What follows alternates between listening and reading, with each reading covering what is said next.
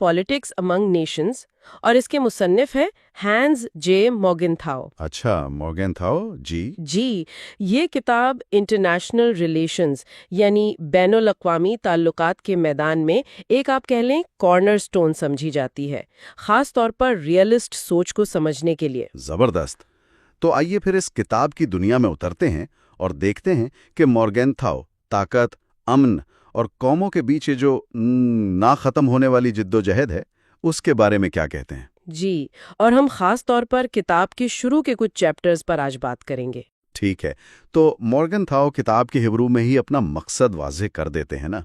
जी हाँ, बिल्कुल शुरू में वो कहते हैं कि उनका मकसद सिर्फ तारीख बताना या कोई कानून समझाना नहीं है, अच्छा। बल्कि उन असल कुव्वतों, इन फोर्सेस को समझना है जो कौमों के आपसी ताल्लुकात को शेप करती हैं, जो उन्हें मुतय्यन करती हैं। तो वो समझते थे कि पुराने तरीके काफ़ी नहीं थे, जैसे सिर्फ तारीख पढ़ लेना या कानून देख लेना। बिल्कुल, उनका ख्याल था कि सिर्फ तारीख या बैनुल-अक़वामी कानून या आइडियलिज्म यानी वो मिसालियत पसंदी जो होती है, वो बैनुल-अक़वामी सियासत की असल हकीकत को समझने के लिए नाकाफ़ी हैं। और दूसरे लोग भी थे जो ऐसा सोचते थे। जी हाँ, वो अकेले नहीं थे। इसी दौर में ग्रेसन कर्क और चार्ल्स ई मार्टिन जैसे मुफक्करीन ने भी जोर दिया कि हमें पावर पॉलिटिक्स यानी ताकत की सियासत और जंग जैसे इदारों का संजीदगी से मुताला करना होगा। सही। मॉर्गेनथॉ तो खबरदार करते हैं कि बैनुल-अक़वामी सियासत को सिर्फ हालिया वाक़यात या कानूनी उसूलों के आईने में नहीं देखना चाहिए। उसकी गहराई, उसकी पेचीदगी, उसे समझना लाजमी है। वो विलियम ग्रैम समनर का हवाला भी देते हैं कि सिर्फ ऊंचे ऊंचे उसूलों पर मबनी ख्याली बातें करने से गुमराही होती है। हमें चीज़ों को वैसा देखना चाहिए जैसी वो असल में है। यानी सच्चाई अक्सर आसान नहीं होती, पेचीदा होती है। बिल्कुल, बिल्कुल। और एक बड़ा चैलेंज ये है कि तारीख में हर वाकया देखें एक लिहाज से मुनफरिद होता है जी। लेकिन साथ ही उसमें कुछ पहलू पिछले वाकयात से मिलते जुलते भी होते हैं। मॉर्गेनथॉ कहते हैं कि हमें उन सिमिलैरिटीज और डिफरेंसेस दोनों को समझकर ही कोई उसूल निकालने की कोशिश करनी चाहिए। मिसाल के तौर पर अमेरिका की खारजा पॉलिसी को देखें, वक्त के साथ कैसे बदली, वॉशिंगटन के दौर से मॉनरो डॉक्ट्रिन, फिर ट्रूमन डॉक्ट्रिन तक। हाँ। या बरतानिया को देख लें, कैसे इत्तेहाद बनाता और तोड़ता रहा है, या फिर यूरोप को फतह करने की कोशिशें जो बार बार नाकाम हुई, नेपोलियन, फिर जर्मनी के विलियम टू, फिर हिटलर। क्या इन सब में कोई कॉमन लेसन है, कोई मुश्तरक सबक? तो इसका मतलब ये हुआ कि बैनुल-अक़वामी सियासत में कोई आसान फार्मूला नहीं है, कोई यकीनी पेशनगोई मुमकिन नहीं। यही बात है। जैसे वो पिट की मिसाल दी जाती है 1792 वाली। जी हाँ, पिट की वो मशहूर पेशनगोई कि यूरोप में अब लंबा अमन रहेगा और फिर फौरनी जंगें शुरू हो गईं। मॉर्गेनथॉ यही नुक्ता उठाते हैं। अच्छा। वो कहते हैं कि एक आलिम, एक स्कॉलर और एक नजूमी में यही फर्क है। आलिम गैर यकीनी सूरत हाल एम्बिग्विटी को तस्लीम करता है। सही। वो मुख्तलिफ इम्कानात, मुख्तलिफ रुझानात का जायजा लेता है और सिर्फ मोहतात अंदाजे लगाने की कोशिश करता है। मुस्तकबिल का हाल बताना, खासकर आलमी मामलात में, वो इल्म की बुनियाद पर मुमकिन नहीं। किताब का एक और अहम मकसद, जैसा कि उन्वान से भी जाहिर है, वो बैनुल-अक़वामी अमन के मसले को समझना है। जी बिल्कुल, पावर और पीस।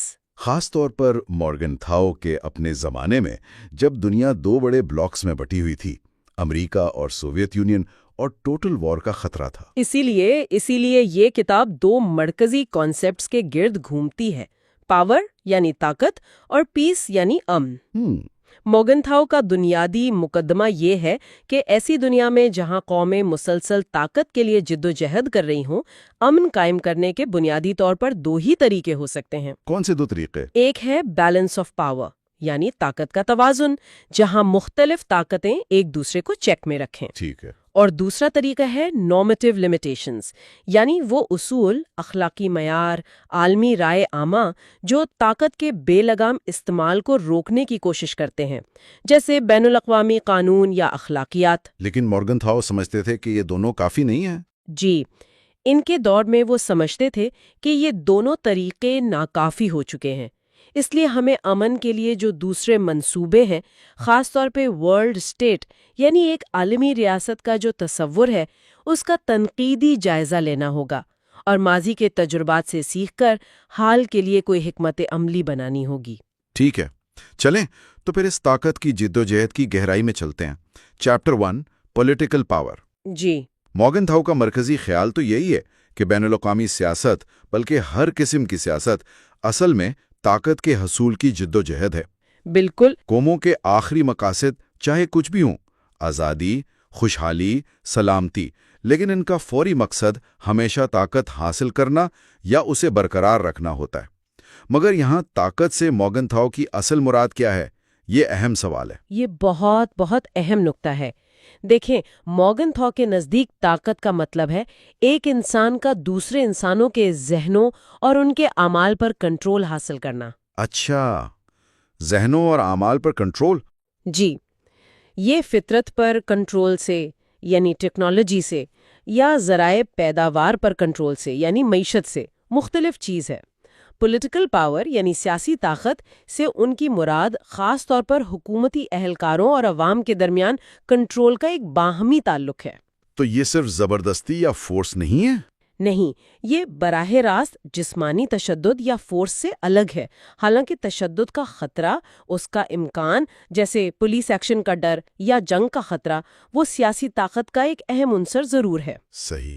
جب تشدد حقیقت بن جاتا ہے تو پھر سیاسی طاقت کی جگہ فوجی طاقت لے لیتی ہے، لیکن بنیادی طور پر سیاسی طاقت ایک سائیکولوجیکل ریلیشن ہے، ایک نفسیاتی تعلق ہے۔ اچھا، تو یہ صرف فوجی طاقت نہیں بلکہ اثر و رسوخ کی بات زیادہ ہے۔ بالکل بالکل، اس کی مثالیں آپ گھریلو سیاست میں دیکھیں تو صدر کا اپنی کابینہ پر کنٹرول یا کسی پارٹی لیڈر کا اپنی پارٹی پر اثر۔ جی۔ بین الاقوامی سطح پر دیکھیں تو امریکہ کا پورٹو ریکو پر اثر و رسوخ، یا ماضی میں بڑی طاقتوں کا کمزور ریاستوں پر دباؤ، خارجہ پالیسی کے مقاصد، چاہے وہ خام مال تک رسائی ہو یا سمندری راستوں پر کنٹرول ہو یا کسی دوسرے ملک کو اپنی مرضی سے چلانا ہو، ان سب کا تعلق بالآخر دوسروں کے ذہنوں پر اثر انداز ہو کر ان کے اعمال کو کنٹرول کرنے سے ہے۔ یہاں تک کہ فوجی تیاریاں یا ہتھیاروں کی دوڑ، اس کا مقصد بھی اکثر جنگ جیتنا نہیں ہوتا۔ تو پھر کیا ہوتا ہے؟ مقصد ہوتا ہے دشمن کو جنگ سے باز رکھنا، یعنی اس کے ارادوں کو، اس کے ذہن کو بدلنا۔ اچھا، تو پھر معاشی پالیسیاں جیسے ٹریڈ معاہدے ہیں یا پابندیاں ہیں یا فوجی پالیسیاں، ان سب کو بھی اسی طاقت والے لینس سے دیکھنا چاہیے؟ مورگن تھاؤ کے مطابق بالکل۔ ہمیں یہ فرق کرنا ہوگا کہ کوئی پالیسی، مثلاً معاشی پالیسی، کیا وہ اپنے آپ میں ایک مقصد ہے؟ جیسے سوئٹزرلینڈ اپنی برآمدات بڑھانا چاہتا ہے تاکہ ملک خوشحال ہو، یہ مقصد بذات خود ہے۔ ٹھیک ہے۔ یا پھر وہ پالیسی دراصل سیاسی طاقت بڑھانے کا ایک ذریعہ ہے، جیسے سرد جنگ کے دوران امریکہ یا سوویت یونین کی امداد، جس کا مقصد اکثر دوسرے ممالک کو اپنے حلقۂ اثر میں لانا ہوتا تھا۔ صحیح۔ تو ایسی پالیسیوں کا تجزیہ کرتے وقت یہ دیکھنا ضروری ہے کہ قومی طاقت پر ان کا کیا اثر پڑ رہا ہے۔ لیکن تاریخ میں بہت سے مفکرین اور رہنما تو ایسے بھی گزرے ہیں جو پاور پالیٹکس کو ایک بری چیز سمجھتے تھے، اور انہیں یقین تھا کہ یہ دور ختم ہو جائے گا یا ختم کیا جا سکتا ہے۔ جی ہاں، بہت سے تھے۔ بینتھم، کابڈن، مارکسسٹس، پھر وڈرو ولسن، اور بعد میں کارڈل ہال اور نوئل بیکر جیسے لوگ بھی۔ بالکل۔ لیکن مورگن تھاؤ اس خیال کو حقیقت پسندی سے دور سمجھتے ہیں۔ وہ کہتے ہیں کہ طاقت کے لیے جدوجہد تاریخ کے ہر دور میں اور دنیا کے ہر حصے میں نظر آتی ہے۔ یہ کوئی حادثاتی یا عارضی چیز نہیں جسے آپ ختم کر سکیں۔ یعنی یہ ایک مستقل حقیقت ہے۔ ان کے خیال میں ہاں، یہ سوچنا کہ اگر کچھ ممالک طاقت کی سیاست چھوڑ دیں تو باقی بھی چھوڑ دیں گے، یہ خوش فہمی ہے۔ مورگن تھاؤ دلیل دیتے ہیں کہ یہ خواہش انسان کی فطرت کا حصہ ہے، جینے کی خواہش، نسل بڑھانے کی خواہش اور غلبہ پانے کی خواہش۔ اچھا، غلبہ پانے کی خواہش؟ جی، ول ٹو ڈومینیٹ۔ وہ کہتے ہیں کہ اگر گھریلو سیاست خاندان سے لے کر ریاست تک طاقت کی کشمکش سے بھری پڑی ہے تو بین الاقوامی سیاست اس سے مختلف کیسے ہو سکتی ہے؟ تو یہ جو پاور پالیٹکس کو مسترد کرنے کی سوچ ہے، یہ کہاں سے آئی پھر؟ مورگن تھاؤ کے خیال میں اس کی جڑیں دو جگہ ہیں۔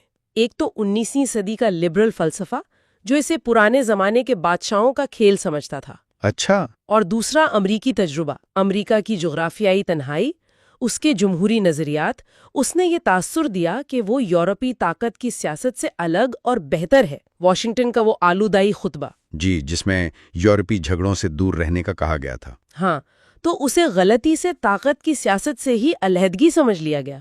ٹھیک ہے، اب آتے ہیں chapter 2 policy of the status quo پر۔ جی، مورگنتھاؤ کہتے ہیں کہ قومیں بنیادی طور پر 3 طرح کی پالیسیاں اپناتی ہیں: طاقت کو برقرار رکھنا، طاقت بڑھانا یا طاقت کا مظاہرہ کرنا۔ پہلی قسم ہے پالیسی آف دا اسٹیٹس کو۔ یہ کیا ہے؟ اسٹیٹس کو پالیسی کا مطلب ہے طاقت کی جو موجودہ تقسیم ہے اسے برقرار رکھنے کی کوشش کرنا۔ یہ بین الاقوامی سیاست میں ایک قدامت پسند یعنی کنزرویٹو پالیسی ہے۔ اچھا، عام طور پر یہ کسی بڑی جنگ کے بعد جو امن معاہدہ ہوتا ہے اس کے نتیجے میں جو صورتحال بنتی ہے اسے جوں کا توں رکھنے کی کوشش کرتی ہے۔ مثالیں؟ جیسے 1815 میں نپولین کی شکست کے بعد وینا کانگریس اور ٹریٹی آف پیرس سے جو نقشہ بنا، ہولی الائنس نے اسے برقرار رکھنے کی کوشش کی۔ صحیح۔ اسی طرح 1919 میں پہلی جنگ عظیم کے بعد لیگ آف نیشنز کا مقصد ورسائے معاہدے کے تحت جو نظام بنا، خاص طور پر اس کا آرٹیکل 10، اس کا دفاع کرنا تھا۔ اور اس کی مزید مثالیں بھی ہوں گی؟ جی ہاں، خاص معاہدے بھی ہیں، جیسے 9 پاور ٹریٹی جس کا مقصد چین کی سالمیت کو برقرار رکھنا تھا، یا لوکارنو ٹریٹی جو جرمنی کی مغربی سرحدوں کی ضمانت تھی۔ اور اتحاد الائنسز؟ بالکل، مختلف ممالک کے آپسی اتحاد بھی اکثر اسٹیٹس کو برقرار رکھنے کے لیے بنتے ہیں۔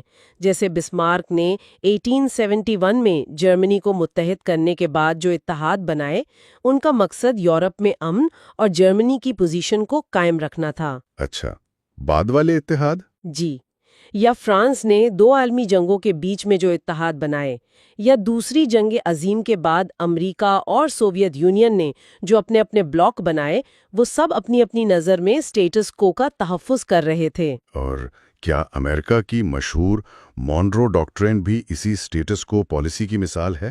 بالکل، مونرو ڈاکٹرین نے 2 باتیں کہی تھیں۔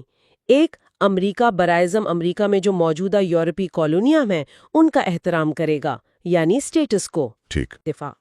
یہ واضح طور پر مغربی نصف کرے میں طاقت کی موجودہ تقسیم کو برقرار رکھنے کا اعلان تھا۔ لیکن کیا اسٹیٹس کو پالیسی کا مطلب ہے کہ کوئی تبدیلی نہ ہو؟ نہیں، یہ سمجھنا ضروری ہے۔ اسٹیٹس کو پالیسی ہر قسم کی تبدیلی کی مخالف نہیں ہوتی، صرف ان تبدیلیوں کی جو طاقت کے بنیادی توازن کو الٹ دیں۔ چھوٹی موٹی ایڈجسٹمنٹس جیسے امریکہ کا الاسکا خریدنا یا ورجن آئیلینڈز خریدنا وہ اسٹیٹس کو پالیسی کے منافی نہیں تھیں۔ صحیح۔ اب آتے ہیں دوسری بنیادی پالیسی پر، چیپٹر 3 امپیریلزم یعنی طاقت بڑھانے کی پالیسی۔ یہ لفظ سامراجیت یا امپیریلزم تو بہت عام استعمال ہوتا ہے اور اکثر منفی معنوں میں۔ جی ہاں، بہت لوڈڈ لفظ ہے۔ مورگنتھاؤ اسے کیسے بیان کرتے ہیں؟ پہلے یہ بتائیں کہ ان کے نزدیک سامراجیت کیا نہیں ہے۔ مورگنتھاؤ 2 باتیں واضح کرتے ہیں۔ پہلا، ہر وہ خارجہ پالیسی جس سے کسی ملک کی طاقت بڑھے ضروری نہیں کہ وہ سامراجیت ہو۔ سامراجیت کا خاص مقصد اسٹیٹس کو الٹنا ہوتا ہے، اس میں صرف معمولی رد و بدل کرنا نہیں۔ ٹھیک ہے، اور دوسری بات؟ دوسرا، اگر کسی ملک کی پہلے سے ایک سلطنت موجود ہے تو اس سلطنت کو صرف برقرار رکھنے کی پالیسی کو سامراجیت نہیں کہا جائے گا۔ اچھا، جیسے؟ مثال کے طور پر 19ویں اور 20ویں صدی میں برطانوی پالیسیوں کا بڑا حصہ، جسے اکثر برطانوی سامراجیت کہتے ہیں، دراصل اپنی موجودہ وسیع سلطنت کو ٹوٹنے سے بچانے اور مستحکم کرنے کی کوشش تھی، نہ کہ مزید پھیلانے کی۔ یہی بات رومی سلطنت پر آگسٹس کے بعد صادق آتی ہے، یا 20ویں صدی کے شروع میں امریکہ کی پالیسیوں پر جو کیریبین اور بحر الکاہل میں اپنا اثر و رسوخ قائم رکھنے پر مرکوز تھیں۔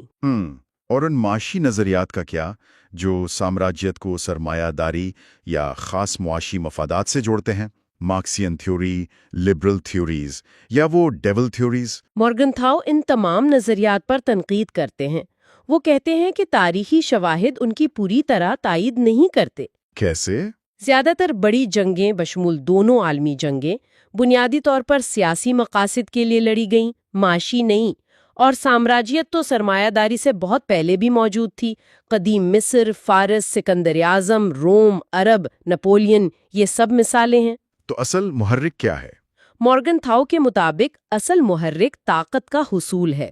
معاشی فائدہ ثانوی ہو سکتا ہے، بلکہ جیسا کہ جیکب وائنر جیسے معاشی مورخین نے دکھایا ہے، سرمایہ دار طبقہ تاریخی طور پر اکثر امن کا خواہاں اور جنگ اور سامراجیت کا مخالف رہا ہے، کیونکہ جنگ تجارت کے لیے نقصان دہ ہوتی ہے۔ تو پھر یہ معاشی نظریات اتنے مقبول کیوں ہوئے؟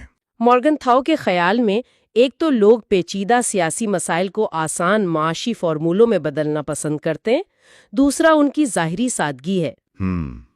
تو پھر اگر معاشی مفادات اصل وجہ نہیں تو سامراجیت کی وجوہات اور مقاصد کیا ہوتے ہیں؟ مورگن تھاؤ 3 طرح کی وجوہات یا انڈیوسمنٹس بتاتے ہیں جو کسی ملک کو سامراجی پالیسی اپنانے پر اکسا سکتی ہیں۔ جی؟ کامیاب جنگ، جب ایک ملک جنگ جیت جاتا ہے تو وہ طاقت کے توازن کو مستقل طور پر اپنے حق میں بدلنے کی کوشش کر سکتا ہے۔ دوسروں کی سامراجیت کا رد عمل، جب ایک ملک دیکھتا ہے کہ کوئی دوسرا سامراجی پالیسی اپنا رہا ہے تو وہ بھی مقابلے میں اپنی طاقت بڑھانے کی کوشش کر سکتا ہے۔ اور تیسرا؟ کمزوری کی کشش، جب کسی علاقے میں کمزور ریاستیں ہوں یا طاقت کا خلا پاور ویکیوم ہو تو وہ طاقتور پڑوسیوں کو اپنی طرف کھینچتا ہے کہ وہ آ کر اس خلا کو پر کریں۔ نو آبادیاتی دور اس کی مثال ہے۔ ٹھیک ہے، اور مقاصد، گولز کیا ہوتے ہیں؟ مقاصد بھی مختلف ہو سکتے ہیں۔ ایک تو عالمی سلطنت کا خواب، لامحدود مقصد، پوری دنیا پر قبضہ، جیسے سکندر، روم، ہٹلر۔ دوسرا براعظمی غلبہ یعنی ہیجمنی، ایک پورے براعظم پر چودراہٹ، جیسے لوئی چوہدمم، نیپولین سوئم یا جرمنی کا ولیم دوئم۔ اور تیسرا مقامی غلبہ، لوکلائزڈ پریپونڈرنس، یعنی صرف اپنے ارد گرد کے علاقے میں سب سے طاقتور بننا، جیسے 18ویں 19ویں صدی کے بادشاہ یا بسمارک کا جرمنی۔ اور ان مقاصد کو حاصل کرنے کے طریقے؟ میتھڈز، طریقے بھی 3 طرح کے ہیں۔ پہلا، فوجی سامراجیت، ملٹری امپیریلزم، سب سے پرانا، سب سے واضح طریقہ، جنگ اور فتح، لیکن یہ سب سے خطرناک بھی ہے، ایک جوا۔ دوسرا معاشی سامراجیت، اکنامک امپیریلزم، یہ بال واسطہ کنٹرول ہے، دوسرے ملک کی معیشت پر چھا جانا، قرضوں میں جکڑنا، وسائل پر قبضہ۔ ڈالر امپیریلزم اس کی مثال ہے۔ اور تیسرا ثقافتی سامراجیت، کلچرل امپیریلزم، یہ سب سے لطیف اور شاید سب سے مؤثر طریقہ ہے۔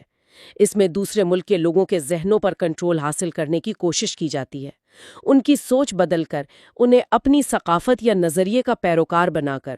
5th کالمز، نازی یا کمیونسٹ پروپیگنڈا، مذہبی مشن، یہ سب اس میں آ سکتے ہیں۔ اور یہ طریقے الگ الگ استعمال ہوتے ہیں؟ نہیں، اکثر یہ تینوں طریقے مل جل کر استعمال ہوتے ہیں۔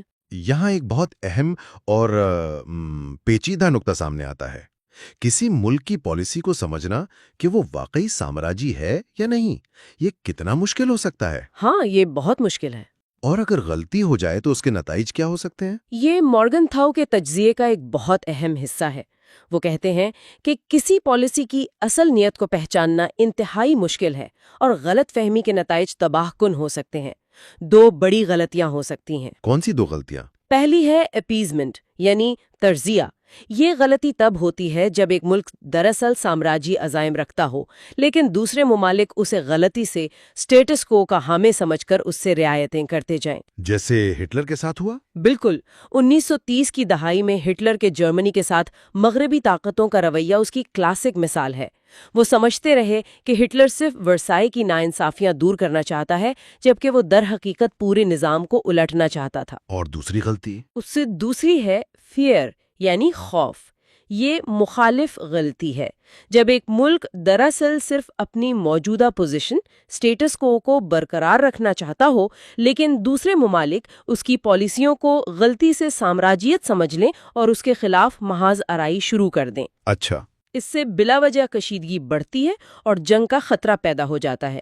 شاید 1870 سے 1914 کے درمیان یورپ میں جو کشیدگی بڑھی، اس میں اس عنصر کا بھی کردار تھا۔ تو شناخت میں کیا مشکلات آتی ہیں؟ مورگنتھاؤ 5 بڑی مشکلات بتاتے ہیں۔ کسی اقدام کی اصل نوعیت کیا ہے؟ کیا پالیسی وقت کے ساتھ بدل گئی ہے؟ معاشی اور ثقافتی طریقے ویسے ہی مبہم ہوتے ہیں؟ سامراجیت کا اصل ہدف کیا ہے؟ مقامی، برعظامی یا عالمی؟ اور سب سے بڑھ کر قومیں اپنے اصل مقاصد کو خوبصورت نظریاتی پردوں، آئیڈیولوجیکل ڈسگائزز میں چھپا لیتی ہیں۔ ان پردوں کو ہٹا کر حقیقت دیکھنا بہت مشکل ہوتا ہے۔ ٹھیک ہے، یہ ہمیں تیسری بنیادی پالیسی کی طرف لاتا ہے، چیپٹر 4، پالیسی آف پریسٹیج، یعنی طاقت کا مظاہرہ کرنے کی پالیسی۔ مورگنتھاؤ کہتے ہیں کہ اسے اکثر نظر انداز کر دیا جاتا ہے، ایسا کیوں ہے؟ ہاں، اسے اکثر لوگ یا تو فضول سمجھتے ہیں، محض ظاہرداری، یا پھر اسے اسٹیٹس کو یا امپیریلزم کا ایک ذیلی اوزار سمجھتے ہیں۔ لیکن مورگنتھاؤ اسے بنیادی سمجھتے ہیں۔ جی، وہ دلیل دیتے ہیں کہ وقار، پریسٹیج کی خواہش اتنی ہی بنیادی ہے جتنی طاقت کو برقرار رکھنے یا بڑھانے کی خواہش۔ جیسے افراد اپنی عزت، اپنی ساکھ کا خیال رکھتے ہیں، ویسے ہی قومیں بھی رکھتی ہیں۔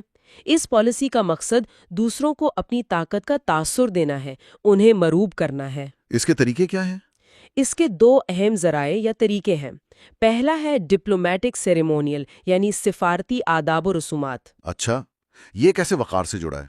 دیکھیں، چونکہ سفارتکار اپنے ملک کی علامت ہوتے ہیں، ان کے ساتھ سلوک، ان کا استقبال، انہیں دی جانے والی نشست، یہ سب چیزیں ملک کی عزت یا توہین سمجھی جاتی ہیں۔ تاریخ ایسی مثالوں سے بھری پڑی ہے۔ جیسے نپولین کا پوپ سے تاج پہننے کا واقعہ، یا نپولین اور میٹرنیخ کے درمیان وہ ٹوپی گرنے کا مشہور واقعہ، وینس کے سفیروں کا شاہانہ استقبال، عثمانی دربار میں سفیروں کی تذلیل، یہاں تک کہ 1946 میں پیرس کانفرنس میں سوویت وزیر خارجہ کا اپنی نشست پر اعتراض کرنا، یہ سب دراصل وقار کی لڑائیاں تھیں۔ اور کانفرنس کی جگہ کا انتخاب؟ ہاں، بین الاقوامی کانفرنسوں کے لیے جگہ کا انتخاب بھی وقار کی علامت بن جاتا ہے۔ Paris, Berlin, Geneva, Moscow. ٹھیک ہے، اور دوسرا طریقہ؟ وقار قائم کرنے کا دوسرا اہم طریقہ ہے ڈسپلے آف ملٹری فورس، یعنی فوجی طاقت کا مظاہرہ۔ اچھا، جیسے فوجی پریڈیں؟ جی، فوجی پریڈیں، جنگی مشقیں، نئے ہتھیاروں کے تجربات، جیسے امریکہ نے 1946 میں ایٹم بم کے تجربات کیے۔ اور بحری بیڑوں کے دورے؟ سی اور روسی بحری بیڑوں کے ایک دوسرے کے ملک میں دورے، یا 1946 کے بعد امریکی بحری بیڑے کے بحیرہ روم میں دورے، یہ سب طاقت اور وقار کے مظاہرے تھے۔ موبلائزیشن بھی اسی میں آتا ہے؟ جی، پرانے وقتوں میں موبلائزیشن یعنی جنگ کے لیے فوج کو تیار کرنا بھی اکثر صرف دھمکی یا وقار کے اظہار کے لیے کیا جاتا تھا، جیسے 1914 میں جنگ سے پہلے یا 1938 اور 39 میں۔ تو اس وقار کی پالیسی کا حتمی مقصد کیا ہوتا ہے؟ صرف دکھاوا؟ عام طور پر نہیں، عام طور پر اس کا مقصد اسٹیٹس کو پالیسی یا سامراجی پالیسی کی حمایت کرنا ہوتا ہے۔ شاذ و نادر ہی کوئی ملک صرف وقار کی خاطر وقار کا مظاہرہ کرتا ہے۔ تو اصل مقصد کیا ہے؟ اصل مقصد دوسروں کے ذہن میں اپنی طاقت کا جو اندازہ ہے اسے متاثر کرنا ہوتا ہے۔ یہ پالیسی سب سے کامیاب تب ہوتی ہے جب کوئی ملک اپنی طاقت کا استعمال کیے بغیر صرف اپنی ساکھ اور وقار کی بنا پر اپنے مقاصد حاصل کر لے۔ اس کے لیے کیا ضروری ہے؟ اس کے لیے 2 چیزیں ضروری ہیں۔ ایک تو یہ تاثر کہ ملک کے پاس ناقابل تسخیر طاقت ہے، اور دوسرا یہ کہ وہ اس طاقت کو استعمال کرنے میں تحمل اور ذمہ داری کا مظاہرہ کرتا ہے۔ رومن سلطنت یا 19ویں صدی میں برطانوی سلطنت یا کسی حد تک امریکہ کی گڈ نیبر پالیسی اس کی مثالیں سمجھی جا سکتی ہیں۔ لیکن اس میں خرابیاں بھی ہو سکتی ہیں؟ جی ہاں، 2 خرابیاں یا کرپشنز بھی پیدا ہو سکتی ہیں۔ ایک ہے بلف کرنا، یعنی اپنی اصل طاقت سے کہیں زیادہ طاقتور ہونے کا تاثر دینا۔ یہ ایک خطرناک کھیل ہے۔ جیسے مسولینی کا اٹلی؟ شاید، ہاں، مسولینی کا اٹلی 1935 سے 1942 تک شاید اس کی مثال ہے۔ اور دوسری خرابی؟ دوسری خرابی اس کے برعکس ہے، یعنی نیگیٹو پریسٹیج۔ جب ایک ملک حقیقت میں جتنا طاقتور ہو، دنیا اسے اس سے کم سمجھے۔ اچھا، اس کی مثال؟ دوسری جنگ عظیم سے پہلے امریکہ اور سوویت یونین شاید اس کی مثال تھے، جنہیں ہٹلر نے کمزور سمجھا، اور یہ اس کی بڑی غلط فہمی ثابت ہوئی۔ صحیح۔ اور آخر میں چیپٹر 5، دی آئیڈیالوجیکل ایلیمنٹ۔ جی، نظریات۔ مورگنتھاؤ نظریات یعنی آئیڈیالوجیز کی بات کرتے ہیں۔ یہ وہ سیاسی عقائد، اخلاقی اصول یا فلسفے ہیں جنہیں قومیں اپنی خارجہ پالیسیوں کو جواز دینے کے لیے استعمال کرتی ہیں۔ گویا یہ طاقت کی اصل سیاست پر پردہ ڈالنے کا کام کرتے ہیں۔ یہ نظریاتی پردے اتنے اہم کیوں ہیں؟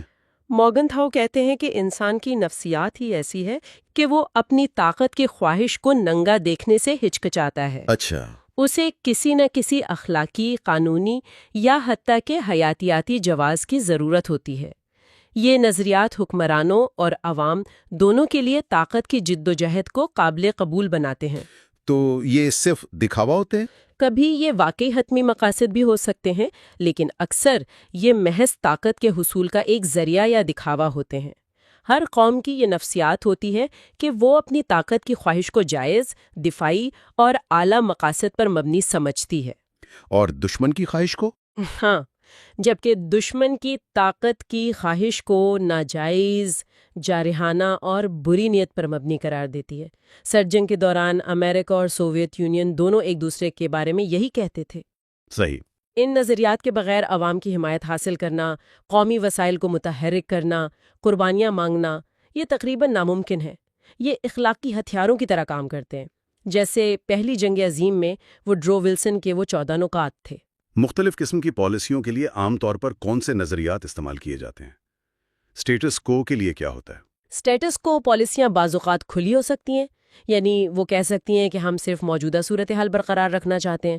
لیکن اگر اسٹیٹس کو خود متنازع ہو تو پھر امن، بین الاقوامی قانون، عالمی تنظیموں جیسے لیگ آف نیشنز یا UN یا چھوٹے ممالک کے حقوق جیسے نظریات کا سہارا لیا جاتا ہے۔ اور امپیریلزم کے لیے؟ امپیریلزم یعنی سامراجی پالیسی وہ ہمیشہ نظریات کا لبادہ اوڑھتی ہے۔ اس کے لیے مختلف جواز پیش کیے جاتے ہیں۔ جیسے؟ کبھی کہا جاتا ہے کہ موجودہ بین الاقوامی قانون غلط ہے اور اسے قدرتی قانون کے مطابق بدلنا چاہیے۔ کبھی انسانی ہمدردی کے مشن کا بہانہ بنایا جاتا ہے، وائٹ مینز برڈن۔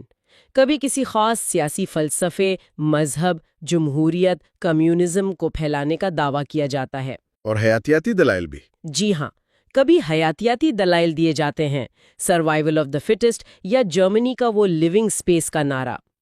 مورگنتھاؤ کے مطابق سب سے مؤثر سامراجی نظریہ دراصل اینٹی امپیریلزم کا نعرہ ہے۔ اچھا، یہ کیسے؟ یعنی اپنی سامراجی پالیسی کو بھی کسی اور کی سامراجیت کے خلاف ایک دفاعی اقدام کے طور پر پیش کرنا۔ اور کچھ نظریات ایسے بھی ہیں جو دونوں طرف استعمال ہو سکتے ہیں؟ جی ہاں، کچھ نظریات خاص طور پر مبہم، ایمبیگیوس ہوتے ہیں، جیسے نیشنل سیلف ڈٹرمنیشن، قومی حق خود ارادیت کا اصول۔ اسے ولسن نے بھی استعمال کیا، ہٹلر نے بھی؟ بالکل، ولسن نے اسٹیٹس کو بدلنے کے لیے، ہٹلر نے سامراجیت کے لیے۔ اسی طرح یونائٹڈ نیشنز کا ادارہ ہے جسے تمام ممالک اپنے اپنے اکثر متضاد مقاصد کے لیے جواز کے طور پر پیش کرتے ہیں۔ تو اصل چیلنج پھر وہی آ جاتا ہے، ان نظریاتی پردوں کے پیچھے جھانک کر کسی ملک کے اصل پالیسی کو پہچاننا۔ بالکل، اور یہ انتہائی مشکل کام ہے، خاص طور پر جب یہ پہچاننا ہو کہ کوئی ملک صرف وقار کا بلف کر رہا ہے یا واقعی سامراجی عزائم رکھتا ہے۔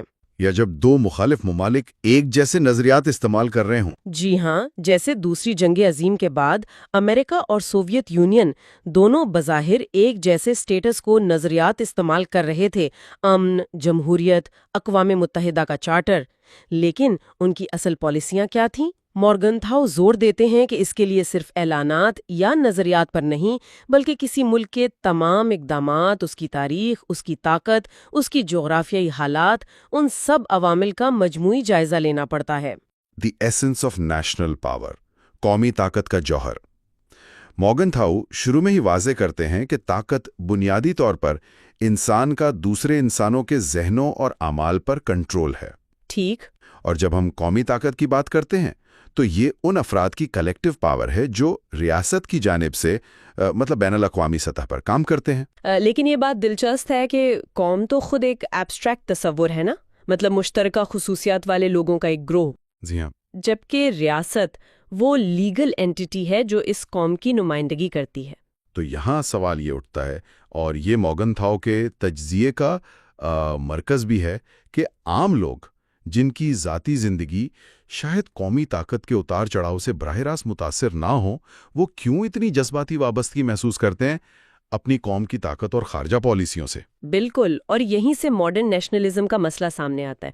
مورگنتھاؤ اس کی ایک نفسیاتی وضاحت دیتے ہیں۔ اچھا؟ ان کا کہنا ہے کہ افراد اپنی جو طاقت کی ذاتی خواہش ہوتی ہے، انڈیویجول ڈیزائر فار پاور، اسے اپنے معاشرے میں پوری طرح سیٹسفائیڈ نہیں کر پاتے، تو پھر وہ بین الاقوامی میدان میں اپنی قوم کی طاقت کی جو جدوجہد ہے اس سے آئیڈینٹیفائی کر کے ایک قسم کی وائکیریس سیٹسفیکشن یا بالواسطہ تسکین حاصل کرتے ہیں۔ اوہ، جیسے وہ رومی مثال آپ نے بتائی تھی، سویز رومانس سم والی۔ بالکل، میں رومی شہری ہوں، یعنی اپنی ذاتی ناآسودگی کا ازالہ قومی کامیابیوں میں دیکھنا۔ تو معاشرہ بھی اس میں کردار ادا کرتا ہوگا؟ یقیناً معاشرہ اس عمل کو تقویت دیتا ہے۔ وہ انفرادی سطح پر طاقت کے بے لگام اظہار کو آپ کہیں کہ ڈسکریج کرتا ہے۔ لیکن قوم کے نام پر؟ ہاں، لیکن جب وہی طاقت قوم کے نام پر استعمال ہو تو اس کی حوصلہ افزائی کی جاتی ہے۔ قومی پرچم، ترانے، یہ سب علامات اسی اجتماعی شناخت کو مضبوط کرتی ہیں۔ اور یہ شناخت کیا یہ ہمیشہ ایک جیسی رہتی ہے، اس کی شدت؟ نہیں، مورگنتھاؤ بتاتے ہیں کہ اس کی شدت بدلتی رہتی ہے۔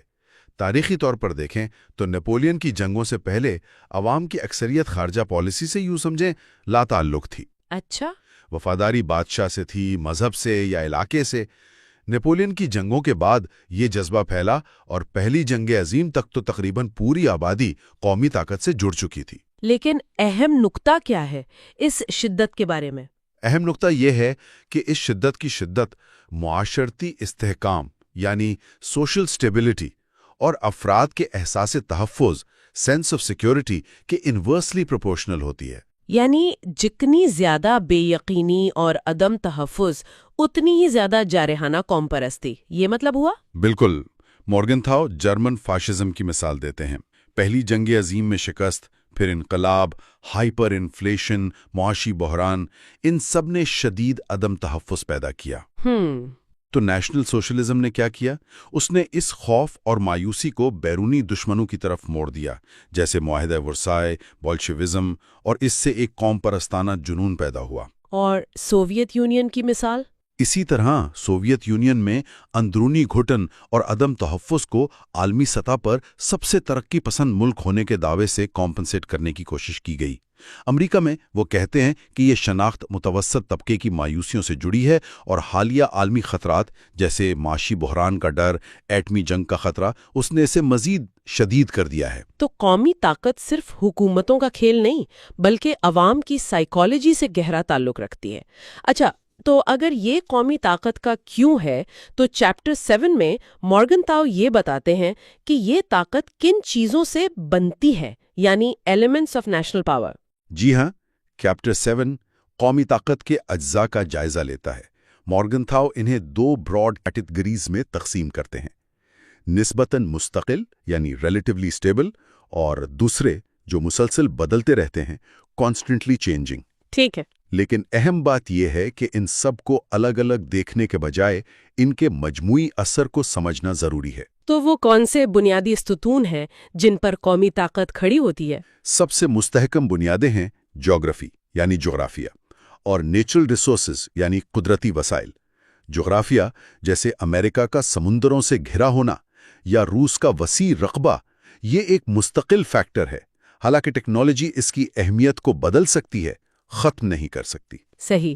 قدرتی وسائل، خاص طور پر خوراک میں خود کفالت، اور صنعتی خام مال جیسے کوئلہ، تیل، لوہا اور آج کل یورینیم، یہ طاقت کی بنیاد فراہم کرتے ہیں۔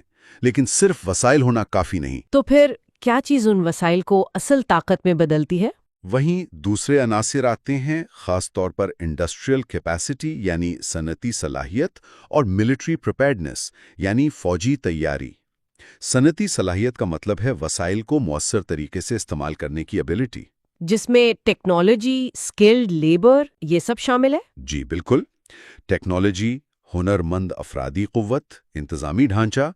جدید جنگیں تو بڑی حد تک صنعتی پیداوار پر منحصر ہیں۔ اور فوجی تیاری؟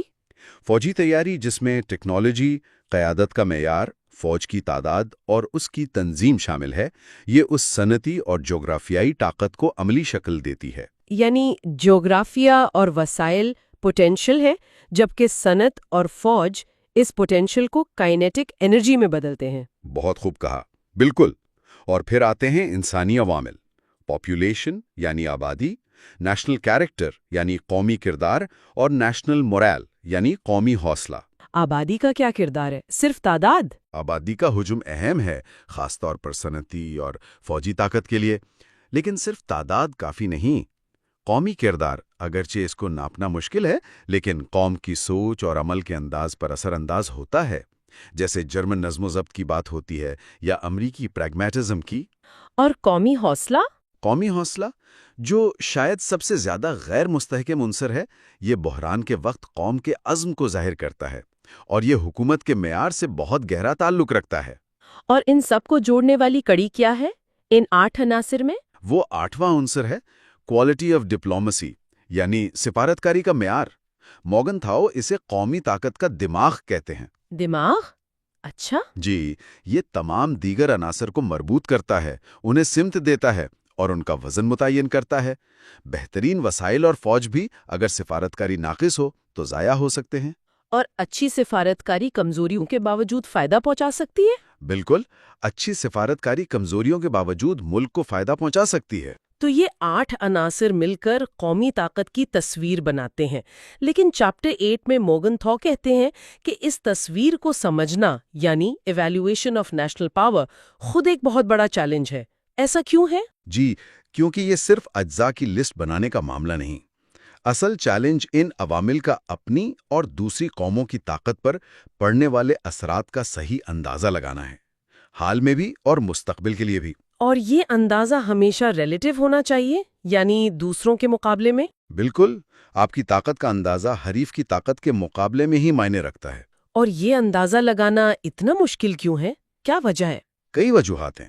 ایک تو یہ کہ یہ تمام عناصر مسلسل بدل رہے ہیں اور ایک دوسرے پر اثر انداز ہو رہے ہیں۔ ٹیکنالوجی جغرافیہ کی اہمیت بدل دیتی ہے، معیشت قومی حوصلے پر اثر ڈالتی ہے۔ اور مستقبل کی پیشگوئی؟ دوسرا، مستقبل غیر یقینی ہے۔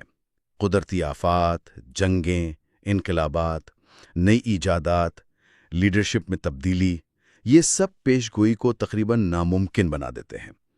موگن تھاؤ تو کہتے ہیں کہ حقیقت میں یہ ایجوکیٹڈ گیسز یا آپ کہہ لیں کہ ہنچز کا سلسلہ ہے۔ اور کامیابی اس پر منحصر ہے کہ آپ کے اندازے دوسروں سے کم غلط ہوں؟ جی ہاں، بالکل۔ کیا ریاستیں اس جائزے میں عام طور پر کچھ غلطیاں کرتی ہیں؟ موگن تھاؤ نے کچھ بتایا ہے؟ ہاں، موگن تھاؤ 3 بڑی غلطیوں ٹپیکل ایررز کی نشاندہی کرتے ہیں۔ پہلی، طاقت کو مطلق سمجھنا، ایبسولوٹ کیریکٹر، یعنی اسے نسبتی طور پر دیکھنے کے بجائے اپنی ہی پچھلی حالت سے موازنہ کرنا۔ جیسے پہلی جنگ عظیم کے بعد فرانس کا خود کو فاتح سمجھنا، بجائے اس کے کہ وہ آنے والے جرمنی کے مقابلے میں اپنی طاقت کا اندازہ لگاتا۔ سمجھ گئی۔ دوسری غلطی؟ دوسری غلطی ہے طاقت کو مستقل سمجھنا، پرماننٹ کیریکٹر، یعنی کسی ایک عنصر کو، جیسے موجودہ فوجی برتری یا جغرافیائی فائدے کو، ہمیشہ قائم رہنے والا سمجھ لینا۔ مثال کے طور پر؟ مثال کے طور پر اسٹالن گریڈ سے پہلے روس کو مستقل کمزور سمجھنا یا اس کے بعد ناقابل تسخیر سمجھ لینا، یا امریکی ایٹمی بالادستی کو دائمی سمجھنا۔ حقیقت یہ ہے کہ طاقت متحرک ہے، ڈائنامک ہے۔ اور تیسری غلطی؟ وہ ہے سنگل فیکٹر فیلسی، یعنی کسی ایک عنصر کو فیصلہ کن اہمیت دے دینا۔ اس کی کیا شکلیں ہیں؟ اس کی کئی شکلیں ہیں، جیسے جیو پالیٹکس جو جغرافیہ کو سب کچھ سمجھ لیتی ہے، جیسے میکنڈر کا ہارٹ لینڈ نظریہ یا جرمن لیبنز روم کا تصور۔ اور پھر نیشنلزم یا ریسزم جو قومی کردار یا نسل کو حتمی عنصر مان لیتی ہے، جیسے نازی جرمنی کا ماسٹر ریس کا نظریہ۔ اور فوج کو سب کچھ سمجھنا؟ جی ہاں، ملٹرزم، یعنی فوجی طاقت، خاص طور پر تعداد اور ہتھیاروں کو قومی طاقت کا واحد پیمانہ سمجھنا۔ مورگن تھاؤ کا زور اس بات پر ہے کہ قومی طاقت ان تمام عوامل کا ایک پیچیدہ امتزاج ہے، اور اس کا جائزہ لیتے وقت ان تمام غلط فہمیوں سے بچنا ضروری ہے۔ ٹھیک ہے، تو اگر ریاستیں مسلسل اپنی اور دوسروں کی طاقت کا اندازہ لگا رہی ہیں اور یہ طاقت نسبتی اور متحرک ہے، تو اس مستقل کشمکش کا نتیجہ کیا نکلتا ہے؟ یہ ہمیں چیپٹر 9 کی طرف لاتا ہے، دی بیلنس آف پاور، طاقت کا توازن۔ بالکل، مورگن تھاؤ کے لیے طاقت کا توازن، بیلنس آف پاور، یہ کوئی پالیسی آپشن نہیں ہے جسے ریاستیں چنیں یا رد کریں. اچھا، تو پھر کیا ہے؟ بلکہ یہ خود مختار ریاستوں کے نظام کا ایک لازمی اور فطری نتیجہ ہے. یہ ایک سماجی قانون، سوشل لا کی طرح ہے جو ایسے نظام میں استحکام پیدا کرنے کی کوشش کرتا ہے جہاں کوئی مرکزی اتھارٹی، سینٹرل اتھارٹی نہ ہو. کیا یہ توازن صرف بین الاقوامی تعلقات میں پایا جاتا ہے یا کہیں اور بھی؟ نہیں، مورگنتھاؤ اسے ایک وسیع تر سماجی توازن، سوشل ایکویلیبریم کے تصور سے جوڑتے ہیں جو حیاتیات، معاشیات اور معاشرت سب میں نظر آتا ہے. بنیادی خیال یہ ہے کہ جب ایک نظام میں خود مختار قوتیں موجود ہوں تو وہ ایک دوسرے کو محدود کرتی ہیں تاکہ کوئی ایک غالب نہ آ جائے اور نظام کا استحکام برقرار رہے. جی، استحکام بھی اور نظام کے تمام عناصر کی بقا، پریزرویشن بھی. امریکی آئین میں چیکس اینڈ بیلنسز کا نظام اسی اصول کی ایک مثال ہے. تو بین الاقوامی سطح پر یہ توازن کیسے کام کرتا ہے؟ مورگنتھاؤ اس کے کون سے نمونے یا پیٹرنز بتاتے ہیں؟ وہ 2 بنیادی نمونے بیان کرتے ہیں. پہلا ہے ڈائریکٹ اپوزیشن، یعنی براہ راست مخالفت. کیسے؟ قوم اے اپنی طاقت بڑھاتی ہے تو قوم بی بھی جواباً اپنی طاقت بڑھاتی ہے تاکہ توازن قائم رہے، جیسے فرانس مقابلہ روس نیپولین کے دور میں، یا سرجنگ کے دوران امریکہ مقابلہ سوویت یونین. اس کا بنیادی کام ایک نازک استحکام، پریکیریس اسٹیبلٹی قائم رکھنا اور ریاستوں کی آزادی کا تحفظ کرنا ہے. ٹھیک ہے، اور دوسرا نمونہ؟ وہ ہے کمپٹیشن، یعنی مقابلہ. یہاں قوم اے اور قوم بی کسی تیسری قوم سی پر اثر و رسوخ یا تسلط کے لیے مقابلہ کرتی ہیں. جیسے برطانیہ اور روس کا ایران پر مقابلہ، یا سرجنگ میں مختلف ممالک پر امریکہ اور سوویت یونین کا مقابلہ. میکنزم وہی ہے، طاقت کا توازن، لیکن اس کا ایک اضافی نتیجہ یہ نکلتا ہے کہ اکثر سی کی آزادی محفوظ رہتی ہے. وہ کیسے؟ کیونکہ اے اور بی ایک دوسرے کو سی پر مکمل کنٹرول حاصل کرنے سے روکتے ہیں. چھوٹی ریاستوں کی آزادی اکثر اسی توازن کا نتیجہ ہوتی ہے. تو یہ توازن خود بخود قائم ہو جاتا ہے یا ریاستیں اسے فعال طور پر برقرار رکھنے کی کوشش کرتی ہیں؟ یہ ہمیں چیپٹر 10 کی طرف لے جاتا ہے، different methods of the balance of power. نہیں، ریاستیں اسے فعال طور پر برقرار رکھنے کی کوشش کرتی ہیں اور اس کے لیے مختلف طریقے استعمال کرتی ہیں. بنیادی منطق وہی ہے جو میں نے پہلے کہی، یا تو حریف کے پلڑے کا وزن کم کرو یا اپنے پلڑے کا وزن بڑھاؤ. مورگنتھاؤ کئی طریقے بتاتے ہیں. جیسے کہ کون سے؟ ایک کلاسیکی طریقہ ہے ڈیوائڈ اینڈ رول، تقسیم کرو اور حکومت کرو. یعنی حریفوں کو کمزور رکھنا؟ جی، حریفوں کو آپس میں تقسیم رکھ کر یا کمزور کر کے ان کی طاقت کو محدود کرنا، جیسے جرمنی کے حوالے سے فرانس کی تاریخی پالیسی رہی ہے. اور دوسرا طریقہ ہے کمپنسیشنز، یعنی معاوضے. اگر ایک ریاست علاقہ حاصل کرے تو دوسری ریاستیں بھی توازن برقرار رکھنے کے لیے علاقائی معاوضہ طلب کرتی ہیں. 18ویں صدی میں پولینڈ کی تقسیم یا وینا کانگریس میں علاقوں کی بندربانٹ اس کی مثالیں ہیں. اسلحے کا کیا کردار ہے اس میں؟ آرمامنٹس یعنی اسلحہ سازی شاید سب سے نمایاں طریقہ ہے. ریاستیں اپنی فوجی طاقت بڑھا کر توازن برقرار رکھنے یا بگاڑنے کی کوشش کرتی ہیں. اور اس کا نتیجہ؟ اس کا نتیجہ اکثر آرمامنٹس ریس یعنی اسلحے کی دوڑ کی صورت میں نکلتا ہے، جو خود عدم تحفظ کو بڑھاتا ہے.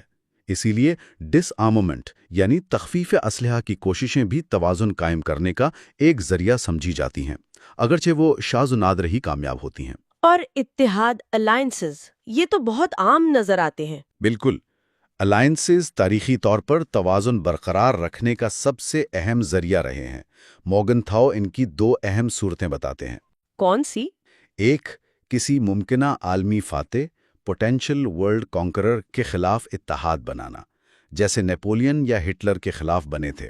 اور دوسرا اور زیادہ عام کاؤنٹر الائنسز ہیں، یعنی ایک اتحاد کے جواب میں دوسرا اتحاد بن جانا، جیسا کہ پہلی جنگ عظیم سے پہلے یورپ میں ہوا.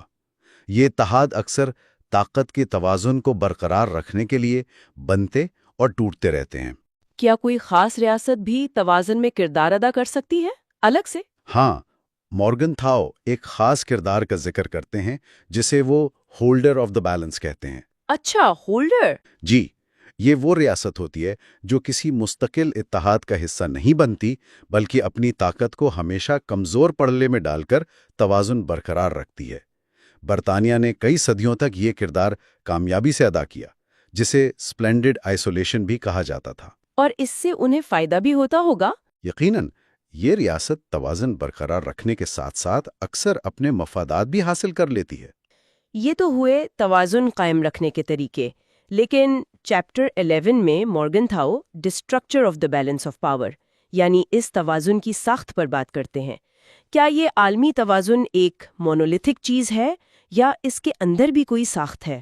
مورگنتھاؤ کے مطابق اس کی ایک ساخت ہے۔ وہ پہلا نقطہ بیان کرتے ہیں ڈومیننٹ اینڈ ڈیپینڈنٹ سسٹمز کا۔ اس کا کیا مطلب ہے؟ یعنی اکثر ایک بڑا غالب ڈومیننٹ توازن کا نظام ہوتا ہے، جیسے تاریخی طور پر یورپی توازن تھا، جس کے اندر کئی چھوٹے منحصر ڈیپینڈنٹ ذیلی نظام سب سسٹمز کام کر رہے ہوتے ہیں، جیسے بلغان، اٹلی یا جرمنی کے اندرونی توازن۔ ان ذیلی نظاموں کی خود مختاری آٹونومی غالب نظام سے ان کی دوری اور اہمیت پر منحصر ہوتی ہے۔ یعنی ایک مرکزی کھیل ہوتا ہے اور کئی چھوٹے ضمنی کھیل ساتھ چل رہے ہوتے ہیں۔ بالکل، لیکن مورگنتھو دوسرا اہم نقطہ یہ بتاتے ہیں کہ ساخت میں وقت کے ساتھ تبدیلیاں، اسٹرکچرل چینجز آئی ہیں، خاص طور پر 20ویں صدی میں۔ کیا تبدیلی آئی ہے؟ ان ذیلی نظاموں کی خود مختاری بہت کم ہو گئی ہے۔ اس کی کیا وجہ ہے؟ اس کی بڑی وجہ عالمی جنگیں اور ٹیکنالوجی ہیں، جنہوں نے دنیا کو جوڑ دیا ہے۔ غالب توازن کا نظام یورپ سے نکل کر پوری دنیا پر محیط ہو گیا، اور سب سے اہم بات، مرکزی طاقتیں، مین سینٹرز آف پاور، خود یورپ سے باہر منتقل ہو گئیں، یعنی امریکہ اور سوویت یونین۔ تو مورگنتھاؤ کے وقت کی دنیا میں جب وہ لکھ رہے تھے، توازن کی ساخت کیسی تھی؟ ان کے مطابق اب ایک ہی غالب عالمی توازن کا نظام تھا، جس پر امریکہ اور سوویت یونین کا غلبہ تھا۔ مورگنتھاؤ نیشنلسٹک یونیورسلزم کہتے ہیں۔ بنیادی سوال یہی ہے کہ کیا یہ چیزیں، مطلب اخلاقیات، قانون، رائے عامہ، یہ واقعی قوموں کی طاقت کی کشمکش کو قابو میں رکھ سکتی ہیں؟ یہی دیکھنا ہے۔ مورگنتھاؤ کا تجزیہ تو کافی گہرا ہے اس معاملے میں۔ بالکل، وہ یہ بتاتے ہیں کہ یہ پابندیاں جو ہمیں لگتا ہے کہ ہونی چاہیے، مؤثر کیوں نہیں ہو پاتی بین الاقوامی سطح پر۔ تو آئیے چیپٹر 13 سے شروع کرتے ہیں، ethics, mores and law as restraints on power. جی تفریح۔ جی بالکل۔ تو پھر ہوتا کیا ہے؟ اصل میں جو لوگ طاقت کے پیچھے بھاگتے ہیں، وہ اپنی خواہشات کو چھپانے کے لیے اکثر نظریات یعنی آئیڈیالوجیز کا سہارا لیتے ہیں۔ اچھا، مطلب وہ کوشش کرتے ہیں کہ ان کے اقدامات جائز لگیں، منطقی، اخلاقی قسم کے۔ ایگزیکٹلی۔ اور یہ جواز کہاں سے لاتے ہیں؟ یہ نظریات اکثر اخلاقیات، سماجی رسم و رواج یعنی مورز اور قانون کے موجودہ نظاموں سے ہی آپ کہہ لیں اخذ کیے جاتے ہیں۔ مغربی تہذیب کی تاریخ میں تو یہی نظر آتا ہے نا، بائبل سے لے کر آج کی جمہوریت تک ان نظاموں کا ایک بڑا مقصد طاقت کو قابو میں رکھنا ہی رہا ہے۔ شاید اسی لیے سینٹ آگسٹن یا لوک جیسے فلسفی زیادہ مقبول ہوئے جو طاقت پر پابندی کی بات کرتے ہیں، بنسبت ماکیاویلی یا ہوبس کے، جو شاید طاقت کی حقیقت کو زیادہ بے رحمی سے دیکھتے تھے۔ ہاں، وہ تو طاقت کو قبول کرنے والے تھے۔ اور جب طاقت کی خواہش بالکل ہی بے لگام ہو جائے، جیسے آپ نے نیچے، مسولینی یا ہٹلر کے نظریات میں دیکھا، تو وہ تباہ کن ثابت ہوئی۔ نہ صرف ناکام ہوئی بلکہ خود تباہی کا باعث بنی۔ مورگنتھاؤ کہتے ہیں کہ جب پاور پالیٹکس یعنی طاقت کی سیاست معاشرے کو تباہی سے نہیں بچا پاتی، تو پھر یہی اخلاقیات، رسوم اور قانون آگے آتے ہیں، معاشرے کو انتشار سے بچانے کے لیے۔ جی، اور فرد کو غلامی اور فنا سے بچانے کے لیے۔ تو بنیادی اصول وہی ہے کہ might does not make right, یعنی طاقت ہونا الگ بات ہے اور اس کا استعمال جائز ہونا الگ بات۔ بالکل۔ مورگنتھاؤ 3 طرح کے قواعد یا نارمز بتاتے ہیں۔ ایتھکس یعنی اخلاقیات، جن کی خلاف ورزی پر آپ کہیں ضمیر ملامت کرتا ہے، اندرونی سزا ایک طرح سے۔ ہاں۔ پھر ہیں مورز یعنی سماجی روایات، ان کی خلاف ورزی پر معاشرہ غیر رسمی طور پر رد عمل دکھاتا ہے، جیسے بائیکاٹ، سوشل ایکسکلوژن وغیرہ۔ اور تیسرا پھر قانون ہے۔ جی، لا، جس کی خلاف ورزی پر باقاعدہ منظم قانونی کارروائی ہوتی ہے، مثال کے طور پر قتل نہ کرو کا حکم۔ یہ تینوں میں ہو سکتا ہے، فرق صرف سزا یعنی سینکشن کی نوعیت کا ہے۔ کسی بھی ملک کے اندر یعنی ڈومیسٹک سوسائٹی میں تو ان قواعد کا ایک پورا جال ہوتا ہے۔ بالکل۔ اہم چیزوں کے لیے جیسے ریاست کا تحفظ، جان و مال کی حفاظت، وہاں تینوں طرح کی پابندیاں یعنی سینکشنز استعمال ہوتی ہیں۔ اور کم اہم معاملات میں شاید ایک ہی کافی ہو؟ ہاں، جیسے فیشن کے اصول ہیں یا ٹریفک قوانین ہیں، وہاں صرف رسوم یا صرف قانون کافی ہو سکتا ہے۔ مورگن تھاؤ کے مطابق مغربی تہذیب نے ملکی سطح پر طاقت کی اس کشمکش کو کافی حد تک قابو کیا ہے۔ جی، تعمیر کیا ہے؟ ذاتی لڑائی جھگڑے کی جگہ اب سماجی، کاروباری یا پروفیشنل مقابلہ ہے۔ پیسہ کمانا طاقت کی ایک علامت بن گیا ہے اور تشدد کے خلاف قوانین نے مہذب متبادل فراہم کیے ہیں۔ تو یہاں بنیادی سوال یہ اٹھتا ہے، اور مورگن تھاؤ یہی پوچھتے ہیں کہ کیا بین الاقوامی سطح پر بھی اخلاقیات، عالمی رائے عامہ اور قانون اتنے ہی مؤثر ہیں؟ کیا وہ قوموں کے درمیان طاقت کی جدوجہد کو اسی طرح محدود کرتے ہیں جیسے ملکی نظام افراد کے درمیان کرتے ہیں؟ اور یہی سوال ہمیں اگلے باب چیپٹر 14 کی طرف لے جاتا ہے، انٹرنیشنل مورالٹی یعنی بین الاقوامی اخلاقیات۔ یہاں مورگن تھاؤ بہت محتاط رویہ اپناتے ہیں۔ وہ کہتے ہیں کہ نہ تو اس کے اثر کو بہت بڑھا چڑھا کر دیکھیں اور نہ ہی اسے بالکل ہی رد کر دیں۔ ایک اہم فرق وہ بتاتے ہیں کہ لیڈران اور سفارتکار کن اخلاقی اصولوں پر عمل کرنے کا دعویٰ کرتے ہیں اور اصل میں کن پر کرتے ہیں۔ ظاہر ہے، اکثر وہ اپنے اقدامات کو اخلاقی جواز ضرور پہناتے ہیں، چاہے اصل محرکات کچھ بھی ہوں۔ لیکن وہ یہ بھی کہتے ہیں کہ اس کے باوجود ریاستیں کچھ حدود کا خیال رکھتی ہیں، کچھ ایسے کام ہیں جو وہ شاید کر سکتی تھیں تکنیکی طور پر، یا جو ماضی میں ہوتے تھے لیکن اب ان سے گریز کرتی ہیں۔ اور یہ گریز ہی ظاہر کرتا ہے کہ اخلاقیات کا کچھ نہ کچھ اثر تو ہے۔ اس کی ایک مثال وہ دیتے ہیں امن کے وقت انسانی زندگی کے تحفظ کی۔ جی، اگر سیاست صرف طاقت کا کھیل ہوتی تو مخالف ملک کی آبادی یا لیڈرشپ کو ختم کرنا ایک جائز حربہ سمجھا جا سکتا تھا۔ جیسے 15ویں صدی میں وینس کی ریاست نے سینکڑوں سیاسی قتل کی منصوبہ بندی کی تھی۔ آج کل ایسے طریقے عام نہیں ہیں، حالانکہ سیاسی مقاصد بھی ہیں اور ٹیکنالوجی بھی۔ مورگن تھاؤ اس تبدیلی کی وجہ اخلاقی اصولوں کو قرار دیتے ہیں۔ وہ بسمارک اور ہٹلر کا موازنہ بھی کرتے ہیں اسی حوالے سے۔ ہاں، کہ بسمارک نے جرمنی کے پڑوسیوں کی موجودگی کو تسلیم کیا، ایک حقیقت مانا، جبکہ ہٹلر نے اخلاقی رکاوٹوں کو بالکل نظر انداز کر کے انہیں ختم کرنے کی کوشش کی۔ جنگ کے دوران بھی انسانی زندگی کے تحفظ پر اخلاقی پابندیاں وقت کے ساتھ بڑھی ہیں۔ جی، قدیم زمانے میں تو جنگ میں دشمن کی پوری آبادی کو مار دینا جائز سمجھا جاتا تھا۔ 17ویں صدی میں گروٹیس نے بھی جنگ کے دوران تشدد کے کئی پرانے طریقوں کو آپ کہیں جائز قرار دیا۔ لیکن پھر 30 سالہ جنگ کے بعد صورتحال بدلی۔ ہاں، آہستہ آہستہ یہ خیال پختہ ہوا کہ جنگ ریاستوں کی مسلح افواج کے درمیان ہے، پوری آبادیوں کے درمیان نہیں۔ اور اسی سے کمبیٹنٹس اور نان کمبیٹنٹس کا فرق نکلا، یعنی لڑنے والے فوجی اور عام شہری۔ بالکل، اور یہ اصول بنا کہ غیر جنگجو شہریوں پر جان بوجھ کر حملہ نہیں کرنا چاہیے۔ یہ ایک اخلاقی اور قانونی فرض بن گیا۔ ہیگ کنونشنز نے اسی کو قانونی شکل دی۔ اسی طرح زخمی یا ہتھیار ڈالنے والے فوجیوں کے تحفظ کا تصور بھی آیا۔ جی، Geneva conventions, international red cross کا قیام، جنگی قیدیوں سے سلوک میں بہتری، کچھ خاص ہتھیاروں پر پابندی، یہ سب کوششیں ظاہر کرتی ہیں کہ جنگ کو ہیومین بنانے کی ایک اخلاقی خواہش رہی ہے۔ بھلے ہی ان قوانین کی خلاف ورزیاں ہوتی رہی ہوں۔ خلاف ورزیاں تو ہوتی ہیں، لیکن ان کا ہونا ہی بتاتا ہے کہ ایک اصول موجود ہے جس سے انحراف کیا جا رہا ہے۔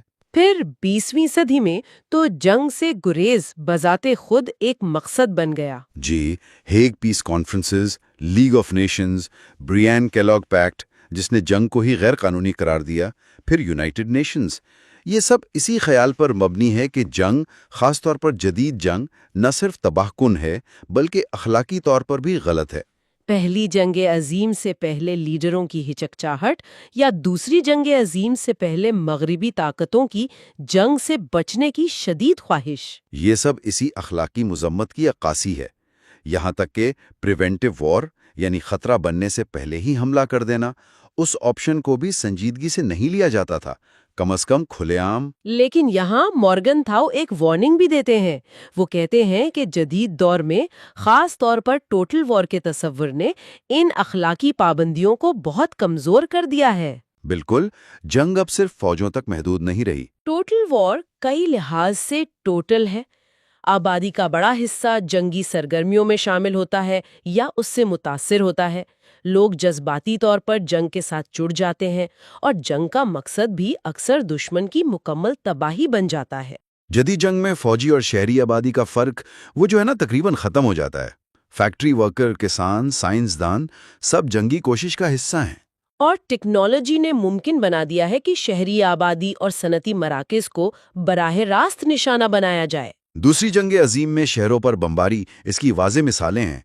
Warsaw, रोटरडाम, London, colon, Hiroshima, Nagasaki. और फिर जंग का नजरियाती यानी आइडियोलॉजिकल पहलू। हाँ, जब जंग नजरियाती बन जाती है, जैसे पुराने ज़माने की मजहबी जंगें, तो अखलाकी इम्तियाज़ात और भी कमज़ोर हो जाते हैं. दुश्मन को सिर्फ एक गलत नज़रिए का नुमाइंदा समझा जाता है, जिसके खिलाफ हर हरबा जायज़ लगता है. तो खुलासा ये है कि बैनुल अक़वामी अखलाकियात ने कुछ किरदार अदा किया है, लेकिन टोटल वॉर और नजरियाती शिद्दत पसंदी ने उसे शदीद खतरे में डाल दिया है। बिल्कुल. ये हमें चैप्टर 15 की तरफ लाता है, वर्ल्ड पब्लिक ओपिनियन यानी आलमी राय आमा। मॉर्गनथाउ कहते हैं कि इस तस्वर को अक्सर बहुत बढ़ा चढ़ाकर पेश किया जाता है। जी, दावा किया जाता है कि लीग ऑफ नेशंस या यूएन जैसी तंजीमें आलमी राय आमा की ताकत पर कायम हैं. लेकिन मॉर्गनथाउ सवाल उठाते हैं कि ये आलमी राय आमा आखिर है क्या? क्या वाकई कोई ऐसी मुत्तफ़िका राय है जो कौमी सरहदों से बालातर हो? और क्या ये राय खुद ब खुद हुकूमतों पर दबाव डालकर उनकी पॉलिसियां बदलवा सकती है? उनका जवाब है नहीं। वो कहते हैं कि जदीद तारीख में कोई ऐसी मिसाल नहीं मिलती जहां किसी हुकूमत ने खालिसतन आलमी राय आमा के दबाव में आकर अपनी पॉलिसी बदली हो। माजी में जापान, जर्मनी या इटली की पॉलिसियों के खिलाफ आलमी राय आमा को मुतहर्रिक करने की कोशिशें नाकाम रहीं. तो ये गलत फहमी क्यों पैदा होती है? मॉर्गनथाउ दो वजूहात बताते हैं. पहली, हम मुश्तरका इंसानी ख्वाहिशात को गलती से मुश्तरका सियासी राय समझ लेते हैं. दूसरी, हम दुनिया की तकनीकी यकजहती यानी कम्युनिकेशन की आसानी को नजरियाती यकजहती समझ लेते हैं. अच्छा, मतलब सब जीना चाहते हैं, आज़ाद रहना चाहते हैं, लेकिन इसका मतलब ये नहीं कि सब एक ही पॉलिसी पर मुत्तफिक होंगे। बिल्कुल. इंसाफ, जमहूरियत, आज़ादी, इन अल्फाज के मानी भी मुख्तलिफ मुआशरों में मुख्तलिफ होते हैं. और टेक्नोलॉजी ने राब्तर आसान किए हैं, तो कंट्रोल भी आसान कर दिया है। जी, हुकूमतों और इदारों को मालूमात के बहाव को कंट्रोल करने, सेंसर करने की पहले से ज्यादा ताकत मिल गई है. खबरें खुद एक बड़ा कारोबार है जिस पर चंद ताकतवर इदारों का कंट्रोल है. और अगर मालूमात आज़ादाना बह भी जाएं, तो भी लोग उन्हें अपने कौमी और नजरियाती चश्मों से देखते हैं। बिल्कुल. एक ही खबर को मुख्तलिफ ममालिक में मुख्तलिफ जावियों से देखा और समझा जाता है. सबसे बड़ी रुकावट मॉर्गनथाउ के मुताबिक कौम परस्ती है। जी, नेशनलिज्म. वो वॉल्टर लिपमन का हवाला देते हैं जिन्होंने दिखाया कि सदर विल्सन के 14 नुकात की बाज़ाहिर आलमी हिमायत असल में मुख्तलिफ कौमों की अपनी अपनी उम्मीदों का मजमुआ थी. हर कोई उनका मतलब अपने कौमी मफाद में निकाल रहा था. आज भी जंग की मुखालिफत पर शायद उमूमी इत्तफाक हो, लेकिन सिर्फ एब्स्ट्रैक्ट सतह पर। हाँ, जैसे ही कोई ख़ास जंग का ख़तरा पैदा होता है, ये इत्तफ़ाक़ राय कौमी मफादात के मुताबिक तकसीम हो जाता है. फिर जंग की मुखालिफत उस मुल्क की मुखालिफत बन जाती है जो आपके कौमी मफाद के लिए ख़तरा हो. 1930 की दहाई की मिसालें वाज़ेह हैं, कैसे मुख्तलिफ ममालिक की राय आमा जर्मनी या सोवियत यूनियन के बारे में अपने कौमी मफादात के मुताबिक बदलती रही। तो मॉर्गनथाउ का नतीजा ये है कि आलमी राय आमा एक मौसर सियासी क़ुव्वत नहीं है.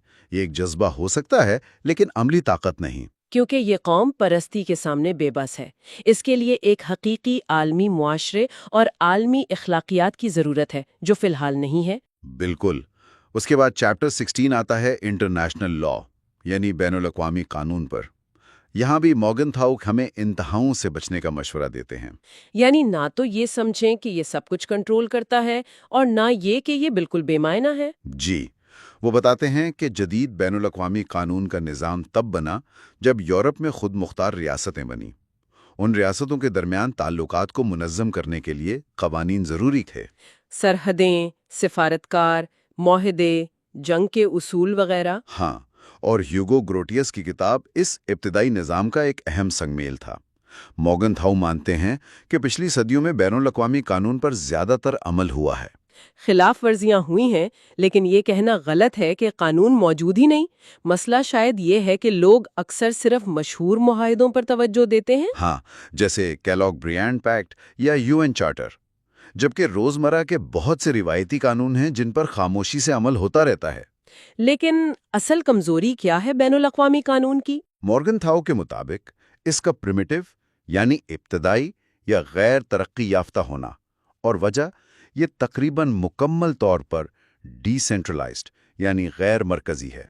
मतलब कानून साजी, अदालती फैसले और निफाज तीनों काम मरकजी अथॉरिटी के बगैर होते हैं। बिल्कुल। कानून साजी को देखें तो ज्यादातर कानून रियासतों की बाहमी रजामंदी से बनते हैं, मुआहदों या रिवाज के जरिए। मुआहदा सिर्फ दस्तखत करने वाली रियासतों पर लागू होते हैं। इसका नतीजा फिर वही है, कानून में खला, गैर यकीनी सूरत हाल, तजादात। जी, और रियासतें इस इबाहम को अपने मफादात के लिए इस्तेमाल करती हैं। कोई आलमी पार्लियामेंट तो है नहीं। और अदालती निज़ाम का क्या हाल है? वो भी कमजोर है। सबसे बड़ी बात, बैनुल अक़वामी अदालतों का दायरा इख्तियार लाजमी यानी कंपलसरी नहीं है। कोई रियासत अपनी मर्जी के बगैर आलमी अदालत के सामने पेश होने पर मजबूर नहीं। ऑप्शनल क्लॉज की कोशिश भी नाकाम रही। बड़ी हद तक रियासतों ने इतनी शराइत लगा दी कि उसका असर महदूद हो गया। अगरचे आईसीजे का क़याम एक कदम था, लेकिन इसके फैसले भी सिर्फ फलीकैन और उसी केस के लिए पाबंद होते हैं। जी, स्टारे डिसाइसिस का उसूल लागू नहीं होता, और आईसीजे दुनिया की सुप्रीम कोर्ट भी नहीं है। और सबसे कमजोर पहलू फिर निफाज यानी इन्फोर्समेंट। बिल्कुल, कोई मरकजी निज़ाम नहीं, कोई आलमी पुलिस फोर्स नहीं। कानून का निफाज अमलन मुतासरा रियासत की जिम्मेदारी है, यानी सेल्फ हेल्प, जो जाहिर है ताकतवर रियासतों के हक में जाता है। हाँ, कमज़ोर रियासतों के हुकूक का तहफ़्फ़ुज़ अक्सर ताकत के तवाज़ुन पर मुनसर होता है। ये सच है कि ज़्यादातर कवानीन पर अमल होता है क्योंकि ये बाहमी मफाद में होता है, जैसे सिफारती इस्तिस्ना। लेकिन जब अहम सियासी मफादात दाव पर हों तो निफाज मुश्किल हो जाता है। इज्तिमाई सलामती यानी कलेक्टिव सिक्योरिटी के निज़ाम जैसे लीग ऑफ नेशंस या यूएन चार्टर में मरकजी निफाज की कोशिश की गई, लेकिन वो भी नाकाम रहे। बड़ी हद तक। लीग में तो ये निज़ाम अमली तौर पर कमज़ोर साबित हुआ। यूएन चार्टर ने सिक्योरिटी काउंसिल को ज़्यादा इख्तियारात दिए, लेकिन दो बड़ी रुकावटें। एक तो रियासतों का दिफा का हक, आर्टिकल 51, जी, जो गैर मरकजी निज़ाम को बरकरार रखता है, और दूसरा 5 मुस्तकिल अराकीन का वीटो पावर, जो किसी भी अहम कार्रवाई को रोक सकता है, ख़ास तौर पर अगर वो उनके अपने खिलाफ हो। बिल्कुल। तो मॉर्गनथाउ का तज्जिया ये है कि बैनुल अक़वामी कानून मौजूद है, काम करता है, लेकिन सिर्फ वहां तक जहां ये रियासतों के बुनियादी मुफादात या ताकत से नहीं टकराता। इसकी कमजोरी इसकी गैर मरकजियत है, जो खुद मुख्तारी से जुड़ी है। और यही हमें चैप्टर 17 तक लाता है, सॉवरेनिटी यानी खुद मुख्तारी। ये तस्वर बहुत अहम है बैनुल अक़वामी ताल्लुकात को समझने के लिए। जी, मॉर्गनथाउ कहते हैं कि ये तस्वुर 16वीं सदी में उभरा जब मरकजी रियासतें बनी। खुद मुख्तारी का मतलब था कि रियासत अपने इलाके में कानून साजी और निफाज की आला तरीन अथॉरिटी यानी सुप्रीम अथॉरिटी है। किसी और से बालातर, अंदरूनी तौर पर भी, बैरूनी तौर पर भी। बल्कि ये कि रियासत खुद ये फैसला करने की हतमी अथॉरिटी रखती है कि वो किन कवानीन की पाबंद होगी और उन्हें कैसे नाफिज करेगी। तो बैनुल अक़वामी कानून का गैर मरकजी होना खुद मुख्तारी का नतीजा है, इससे टकराता नहीं। बिल्कुल, कमज़ोर गैर मरकजी कानून खुद मुख्तारी से नहीं टकराता, बल्कि इसी से निकलता है। खुद मुख्तारी के कुछ मुतरादिफात भी हैं। इंडिपेंडेंस यानी आज़ादी। जी, किसी दूसरी रियासत की अथॉरिटी से आज़ादी। इक्वालिटी यानी कानूनी बराबरी, तमाम खुद मुख्तारी रियासतें बराबर हैं। और यूनानिमिटी यानी इत्तिफाक राय। हाँ, कि अहम फैसले सबकी रजामंदी से हों। ये सब इसी सुप्रीम अथॉरिटी के पहलू हैं। ये समझना भी अहम है कि खुद मुख्तारी क्या नहीं है। बिल्कुल, ये कानूनी जिम्मेदारियों से मुकम्मल आज़ादी नहीं। रियासतें बहुत से मुआहदों की पाबंद हो सकती हैं। सवाल ये है कि क्या कोई बैरूनी अथॉरिटी ज़बरदस्ती कानून नाफिज कर सकती है? और ये हकीकी सियासी या माशी आज़ादी भी नहीं है। हाँ, छोटी रियासतें बड़ी ताकतों पर मुनहसर हो सकती हैं, लेकिन कानूनी तौर पर फिर भी खुद मुख्तार हो सकती हैं। تو خود مختاری ختم کیسے ہوتی ہے؟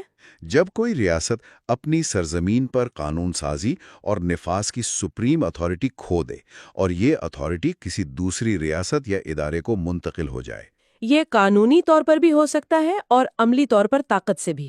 جی، مورگنتھاؤ زور دیتے ہیں کہ اصل فیصلہ سیاسی طاقت کی تقسیم سے ہوتا ہے، صرف قانونی الفاظ سے نہیں۔ آخر میں وہ اس خیال کو رد کرتے ہیں کہ خود مختاری تقسیم ہو سکتی ہے، جیسے لمیٹڈ سوورنٹی وغیرہ۔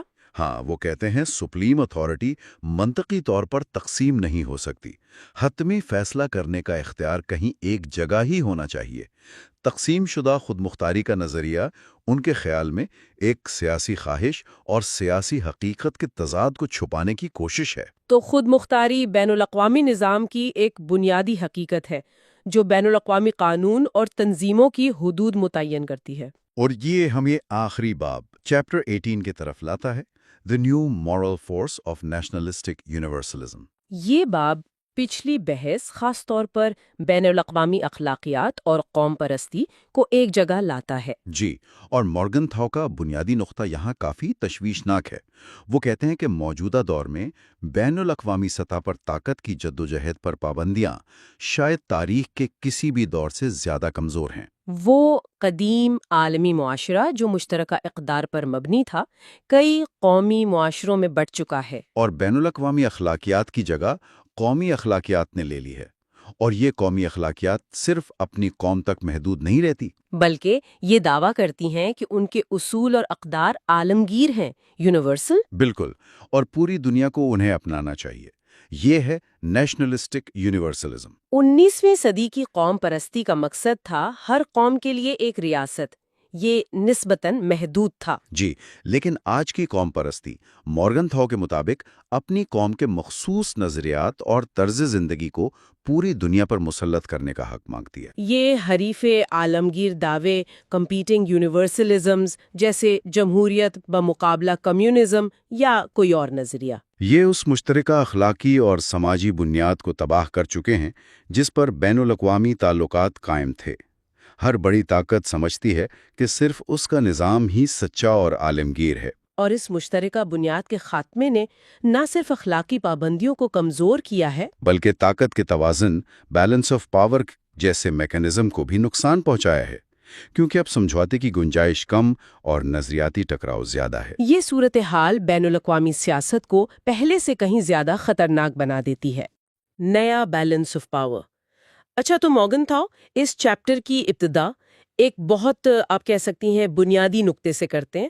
وہ کہتے ہیں کہ وہ فکری اور اخلاقی اتفاق، جی، یعنی وہ ایک شیئرڈ انڈرسٹینڈنگ اور کامن مورل ویلیوز جو تقریباً 3 صدیوں تک یورپ میں پاور سٹرگل کو کسی حد تک کنٹرول میں رکھے ہوئے تھے، اب وہ ٹوٹ چکا ہے۔ ہاں، اس اتفاق کے خاتمے نے بیلنس آف پاور کے پورے سسٹم کو ہی کمزور کر دیا ہے۔ لیکن یہ اتفاق تھا کیا اصل میں؟ تھوڑا اس پر روشنی ڈالیں گے؟ جی، یہ ایک اچھا سوال ہے۔ دیکھیں، اس سے مراد وہ غیر لکھے ہوئے اصول تھے جو یورپین جو حکمران طبقہ تھا نا، ایرسٹوکریسی، ان میں عام تھے۔ اچھا، مثلاً کہ جنگ کے مقاصد محدود رکھے جائیں، دشمن ریاست کو مکمل تباہ کرنے سے گریز کیا جائے، اور ایک بنیادی یورپین کلچر کا حصہ ہونے کا احساس تھا ان میں۔ لیکن جب نیشنلزم نے زور پکڑا اور آئیڈیالوجی جنگ کا حصہ بن گئی تو پھر یہ مشترکہ اخلاقی زمین ختم ہو گئی۔ اور اس بنیادی کمزوری کے ساتھ ساتھ مورگنتھاؤ بیلنس آف پاور کے سٹرکچر میں، مطلب اس کی اصل ساخت میں 3 ایسی بڑی تبدیلیوں کی نشاندہی کرتے ہیں جنہوں نے اس کے کام کرنے کا طریقہ ہی بدل دیا۔ 3 بڑی تبدیلیاں؟ جی، کون سی؟ جی، پہلی تبدیلی ہے اس سسٹم کا غیر لچک پن، یعنی انفلیکسیبلٹی۔ ہاں، اور یہ شاید سب سے واضح تبدیلی تھی۔ مورگنتھاؤ بتاتے ہیں کہ وقت کے ساتھ ساتھ اس عالمی سیاست کے کھیل میں جو مین پلیئرز تھے، گریٹ پاورز جنہیں کہتے ہیں، ان کی تعداد میں بہت شدید کمی آ گئی۔ بہت شدید، جی۔ وہ مثال دیتے ہیں کہ 1648 میں ویسٹفیلیا کے معاہدے کے وقت جرمن امپائر میں 900 سے زیادہ خود مختار ریاستیں تھیں۔ 900 سے زیادہ، جو 1815 تک وینا کانگریس کے بعد صرف 36 رہ گئیں۔ پھر 1914 میں WWI سے پہلے 8 گریٹ پاورز تھیں، لیکن WWI کے بعد حقیقت میں صرف 2 ہی سپر پاورز رہ گئیں، امریکہ اور سوویت یونین۔ جی ہاں، لیکن اس سے فرق کیا پڑا؟ مطلب کیا کم پلیئرز ہونے سے سسٹم زیادہ پریڈکٹیبل یا سٹیبل نہیں ہو گیا؟ دیکھنے میں شاید ایسا لگتا ہے، لیکن مورگنتھاؤ کہتے ہیں کہ اس کا الٹا اثر ہوا۔ پلیئرز کم ہونے سے ممکن کمبینیشنز یعنی اتحاد کی جو مختلف پاسبلٹیز تھیں وہ بہت محدود ہو گئیں۔ اچھا، سسٹم کی فلیکسیبلٹی یعنی لچک جو پہلے کئی پاورز کے درمیان تھی وہ ختم ہو گئی۔ اس کے علاوہ جو انسرٹنٹی تھی، غیر یقینی صورتحال، جو پہلے ہر پاور کو دوسروں کے ایکشنز کے بارے میں تھوڑا کوشش رکھتی تھی، وہ بھی کم ہو گئی۔ جب صرف بہت کیمپس رہ گئے تو ہر قدم زیادہ واضح اور کم غیر یقینی ہو گیا۔ اس نے ریسٹرینٹ یعنی روک تھام کے جو نیچرل میکینزمز تھے ان کو کمزور کر دیا۔ صحیح۔ پہلے سسٹم میں اتنے پلیئرز تھے کہ کسی ایک چھوٹی یا درمیانی پاور کے سائڈ بدلنے سے بھی بیلنس پر فرق پڑ سکتا تھا، لیکن اب چھوٹے ملکوں کے اتحاد بدلنے سے سپر پاورز کے بنیادی بیلنس پر کوئی خاص اثر نہیں پڑتا تھا۔ تو اصل نقطہ یہ ہے کہ جب غلطی کی گنجائش کم ہو جاتی ہے اور ہر قدم اتنا ڈیسائسو لگتا ہے تو ڈپلومیسی کی بجائے ملٹری پریپریشن پر زور بڑھ جاتا ہے۔ یہ اس نئے دور کی شاید سب سے بڑی حقیقت تھی۔ بالکل بالکل، فلیکسیبلٹی کم ہونے سے دراصل خطرات بڑھ گئے۔ یہ پوائنٹ بہت اہم ہے، اور اس کا ایک نتیجہ یہ بھی نکلا، جیسا مورگنتھو نے کہا، کہ یہ جو 2 بڑے ملک تھے، یہ جائنٹس، اب اپنی پالیسیز کے معاملے میں کافی حد تک آپ کہہ سکتے ہیں خود مختار ہو گئے۔ ہاں، آٹونومس ہو گئے۔ انہیں چھوٹے اتحادیوں کی مرضی یا ناراضگی کی اتنی پرواہ نہیں رہی جتنی پہلے ملٹی پولر سسٹم میں کرنی۔ بالکل صحیح کہا آپ نے، اتنی پرواہ نہیں رہی۔ اور دوسری اہم تبدیلی ہے بیلنسر کا غائب ہونا۔ ہاں، بیلنسر۔ مورگنتھاؤ کے مطابق یہ امپورٹنٹ رول گریٹ برٹن نے کئی صدیوں تک پلے کیا تھا، لیکن اب وہ اس پوزیشن میں نہیں رہا۔ کیوں نہیں رہا؟ دیکھیں، برطانیہ کی یہ خاص حیثیت اس کی جو بے مثال نیول سپریمیسی تھی، سمندری طاقت، اور اس کے جغرافیکل آئسولیشن پر بیسڈ تھی۔ اس وجہ سے اس پر ڈائریکٹ حملہ کرنا بہت مشکل تھا۔ صحیح۔ اس وجہ سے برٹن کانفلکٹس میں اپنی مرضی سے شامل یا الگ ہو سکتا تھا تاکہ کسی ایک پاور کو زیادہ طاقتور نہ ہونے دے۔ مگر جدید جنگ کی ٹیکنالوجی، خاص کر ایئر پاور، نے سمندری برتری کی اہمیت کم کر دی اور برطانیہ کا جغرافیکل تحفظ بھی ایک طرح سے ختم کر دیا۔ جیسا کہ جنرل ڈے گول نے سوچا تھا، وہ مل کر بھی امریکہ اور سوویت یونین کو بیلنس نہ کر سکتا، یا کوئی اور پاور شاید۔ مورگنتھاؤ اس پاسبلٹی کو ریجیکٹ کرتے ہیں۔ ان کی دلیل یہ ہے کہ صرف برطانیہ کی کمزوری مسئلہ نہیں ہے، بلکہ سسٹم کا سٹرکچر ہی بنیادی طور پر بدل گیا ہے۔ اچھا۔ اب 2 سپر پاورز اتنی زیادہ طاقتور ہیں کہ کوئی تیسرا ملک یا گروپ ان کے مقابلے میں بیلنسر کا رول پلے کرنے کی پوزیشن میں ہی نہیں ہے۔ اور دوسری بات؟ جی، بیلنسر کے لیے ضروری ہے کہ وہ مقابلے سے کچھ حد تک الگ تھلگ رہے، الوف رہے، جیسا کہ برطانیہ تھا۔ لیکن یورپین ملک امریکہ اور سوویت یونین کے اس نئے مقابلے میں الوف نہیں ہیں۔ نہیں ہے، بالکل۔ وہ تو خود اس کشمکش کا مرکز ہیں، وہ میدان جنگ بھی ہیں اور پوٹینشل انعام بھی۔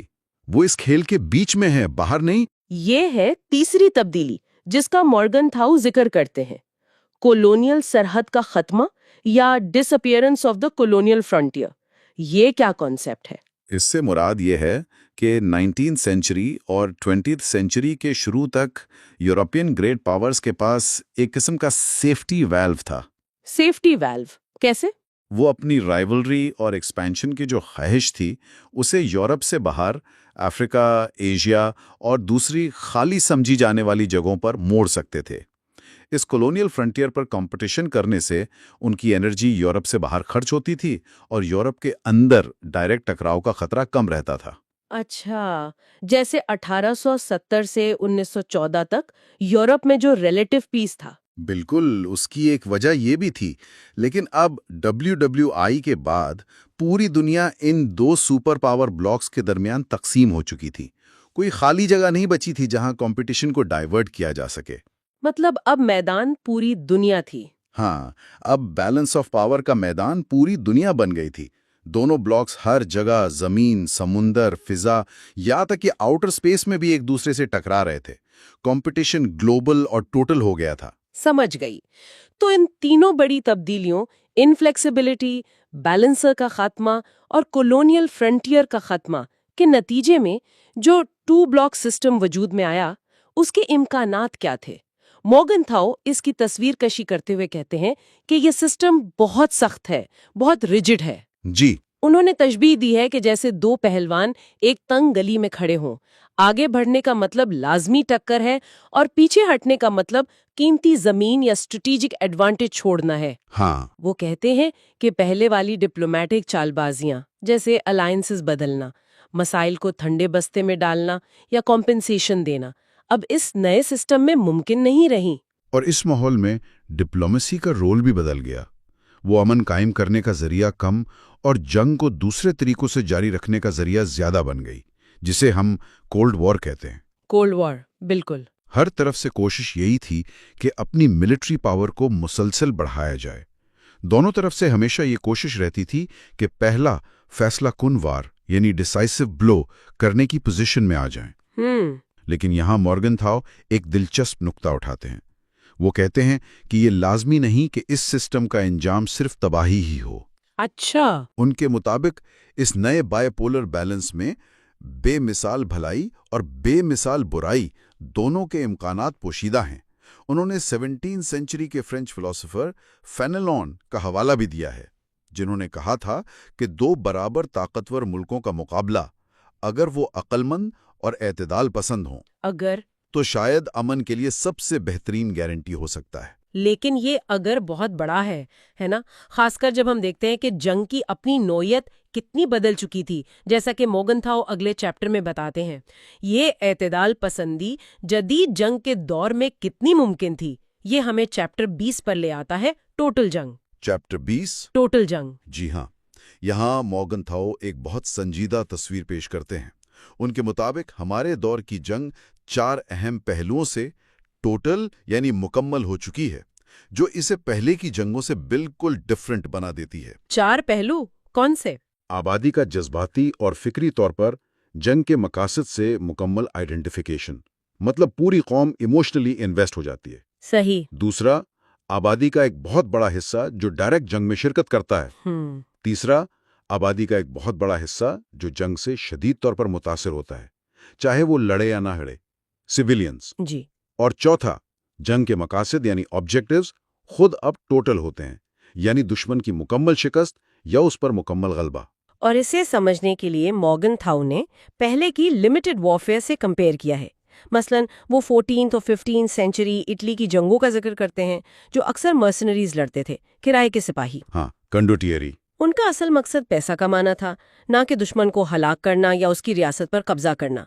وہ اکثر فیصلہ کن لڑائیوں سے کتراتے تھے تاکہ ان کی انویسٹمنٹ یعنی ان کی فوج ضائع نہ ہو۔ بالکل۔ یہاں تک کہ 18 سینچری میں مشہور فرینچ مارشل دے ساکس نے کہا تھا کہ ایک اچھا جنرل بغیر کوئی بڑی جنگ لڑائے بھی کامیاب ہو سکتا ہے۔ لیکن اس کے بالکل اپوزٹ مارشل فوچ، جو W1 کے فرینچ کمانڈر تھے، ان کا کہنا تھا کہ اب نیشنل وارز کا دور ہے۔ نیشنل وارز، جی۔ یہ جنگیں پوری قوم کے ریسورسز، انسانی اور مادی، دونوں استعمال کرتی ہیں، اور ان کا مقصد اکثر بڑے بڑے فلسافیکل آئیڈیاز یا اصولوں کا دفاع یا پھیلاؤ ہوتا ہے، جیسے ڈیموکریسی، کمیونزم، نیشنلزم۔ صحیح۔ ایسی جنگ میں فوج کے مطابق فیصلہ صرف ہتھیار سے ہوتا ہے، یا آپ فاتح ہیں یا مغلوب، کوئی بیچ کا راستہ نہیں۔ ٹوٹل جنگ کے ان 4 پہلوؤں کو تھوڑا اور ڈیٹیل میں دیکھتے ہیں۔ پہلا، کل آبادی کی جنگ، وار آف ٹوٹل پاپولیشنز۔ عوام کو جنگ سے پوری طرح جوڑنے کے لیے انہیں یہ یقین دلانا ضروری ہے کہ یہ ایک جسٹ وار ہے، حق کی جنگ۔ ہاں، حق اور انصاف کی جنگ ہے۔ نیشنلزم نے اس جذبے کو فروغ دینے میں بنیادی رول پلے کیا۔ اس کے ساتھ یونیورسل ملٹری سروس یعنی کنسکرپشن نے عوام کو ڈائریکٹ جنگ کا حصہ بنا دیا۔ پہلے کی فوجیں تو ایسی نہیں تھیں۔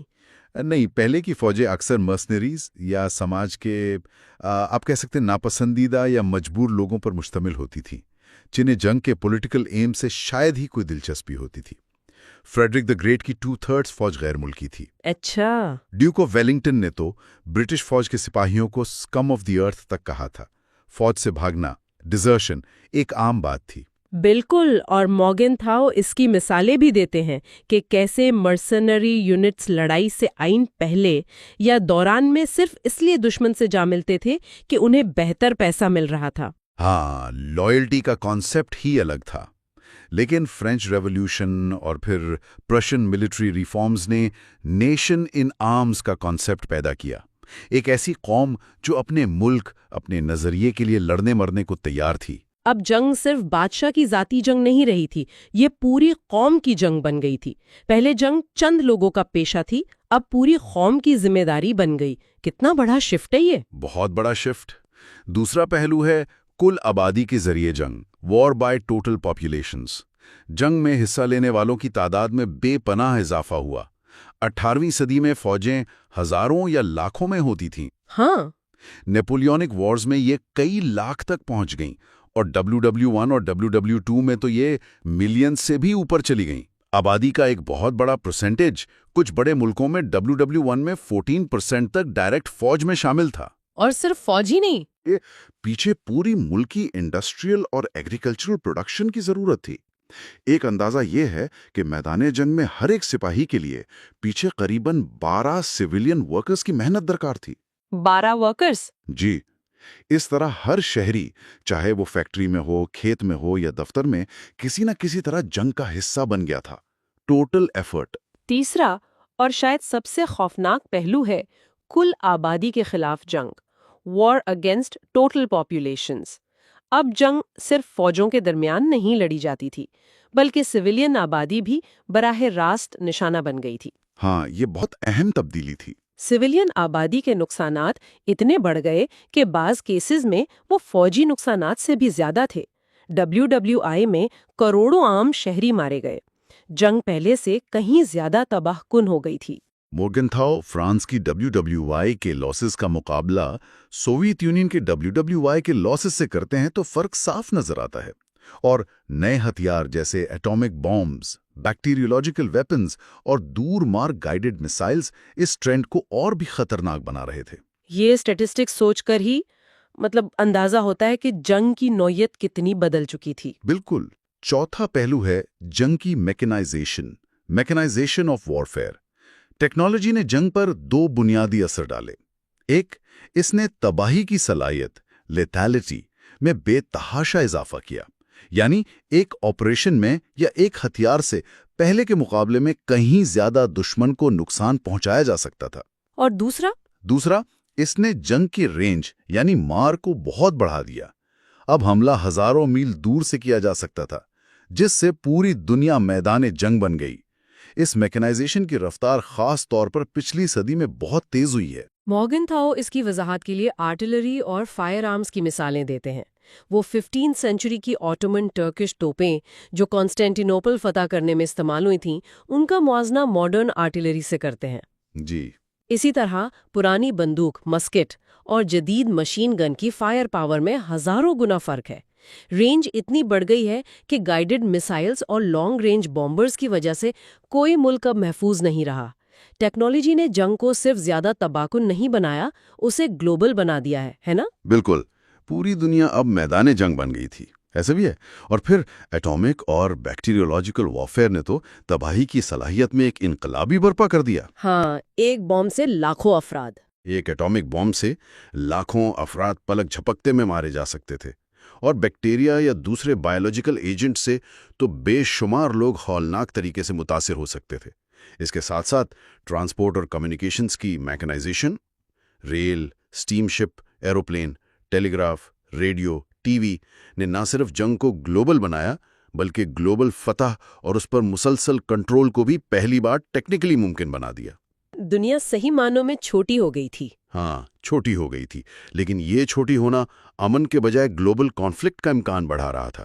یہ بات ہمیں 5ویں پہلو پر لے آتی ہے، کل مقاصد کے لیے جنگ، وار فار ٹوٹل سٹیکس۔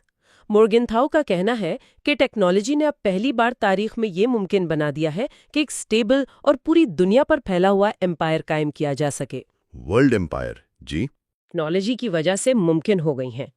پہلا، لوگوں کے ذہنوں پر مرکزی کنٹرول حاصل کرنا، خاص کر کمیونیکیشن میڈیا پر مونوپولی کے ذریعے۔ مائنڈ کنٹرول ایک طرح سے۔ دوسرا، کہیں بھی بغاوت کے آثار نظر آتے ہی اسے فوراً کچلنے کے لیے بہتر آرگنائزڈ اور موبائل فورس کا ہونا۔ اور تیسرا، کنٹرول کے ان تمام ذرائع کا پوری ایمپائر میں دائمی، پرماننٹ اور ہر جگہ موجود ہونا، یوبیکوٹی۔ پہلے کی بڑی بڑی ایمپائرز جیسے رومن ایمپائر یا نیپولین کی ایمپائر ان لمیٹیشنز کا شکار تھیں۔ ہاں، کمیونیکیشن بہت سلو تھی، ٹرانسپورٹ مشکل تھا، موسم رکاوٹ بنتا تھا۔ ہاں، اس لیے دور دراز علاقوں پر مستقل کنٹرول رکھنا بہت مشکل تھا اور بغاوتیں ہوتی رہتی تھیں۔ لیکن اب جدید کمیونیکیشن اور ٹرانسپورٹ کی تیزی نے فاصلوں اور موسم کی رکاوٹوں کو قریباً ختم کر دیا ہے۔ تو مورگنتھاؤ کے مطابق اب اگر کوئی طاقت گلوبل قبضہ کر لے تو ٹیکنالوجی کی مدد سے اسے برقرار رکھنا پہلے کے مقابلے میں بہت آسان ہو گیا ہے۔ ان کا یہی کہنا ہے، ایفیکٹو بغاوت کا سوچنا بھی شاید مشکل ہو جائے۔ ٹیکنالوجی نے صرف فتح کرنا آسان نہیں کیا، قبضہ برقرار رکھنا بھی پہلے سے کہیں زیادہ ممکن بنا دیا ہے۔ اور آخر میں چوتھا اور ان سب کو جوڑنے والا نقطہ، مکمل میکنائزیشن، مکمل جنگ، مکمل غلبہ، ٹوٹل میکنائزیشن، ٹوٹل وار، ٹوٹل ڈومینین۔ یہاں مورگنتھاؤ ان سب چیزوں کو ایک بڑی تصویر میں جوڑتے ہیں۔ وہ کہتے ہیں کہ ٹوٹل جنگ اور ٹوٹل ڈومینین کا امکان صرف اس لیے پیدا ہوا کہ ویسٹرن سویلائزیشن میں ایک اوور آل میکنائزیشن آئی ہے۔ جی، مشین نے انسانی کام کی جگہ لے لی، جس سے انسان کی پروڈکٹیو کیپیسٹی میں حیرت انگیز اضافہ ہوا۔ اور اس اضافی پیداوار، اس سرپلس پروڈکشن نے دو کام کیے۔ ایک، اس نے بڑی فوجیں کھڑی کرنا اور انہیں لیٹسٹ ہتھیار دینا ممکن بنایا۔ ٹھیک۔ دوسرا، اس نے بہت سی انسانی انرجی، فزیکل اور مینٹل، دونوں کو دوسرے کاموں سے فراغ کر دیا۔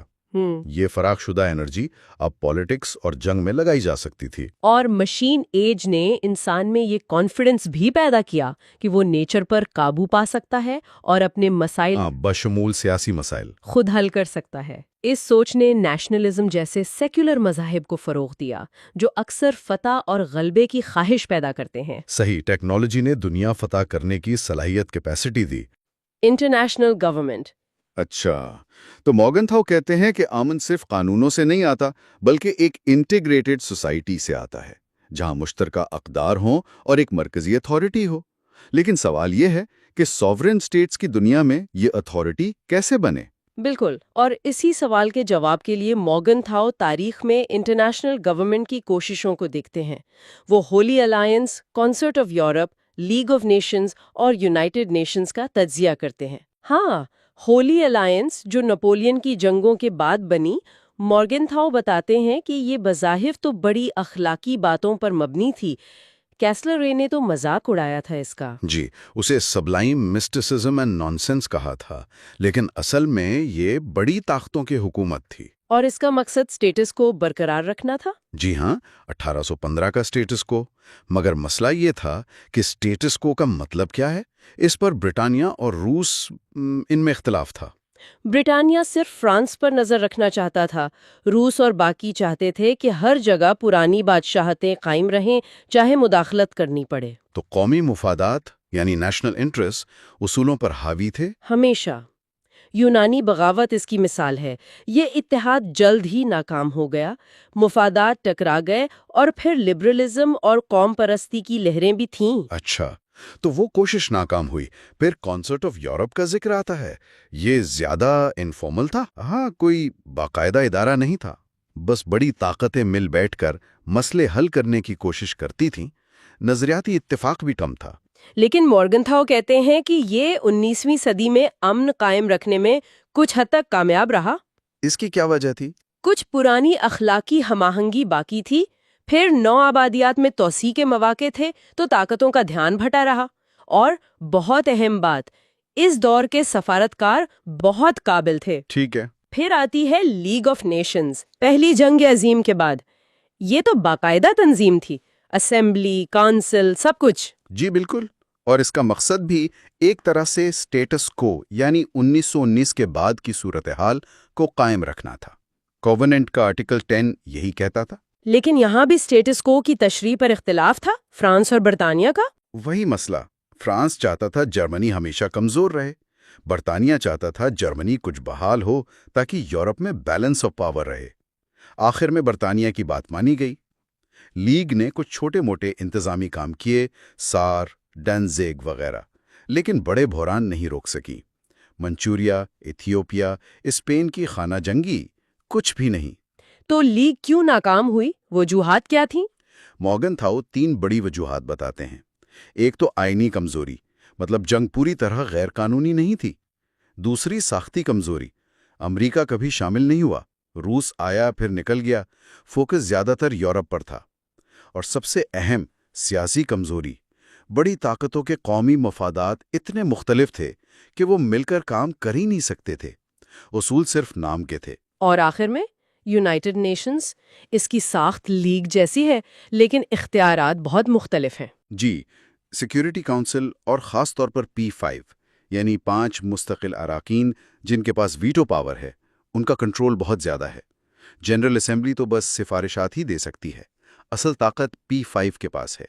مورگنتھاؤ کہتے ہیں کہ سرد جنگ میں تو یہ اصل میں امریکہ اور سوویت یونین، 2 سپر پاورز کے تعلقات کا ایک پلیٹ فارم بن گئی تھی۔ یہ ان کے بیچ جنگ روکنے کے لیے نہیں بنی تھی۔ اور کیا UN کے پاس کوئی متفقہ سٹیٹس کو تھا؟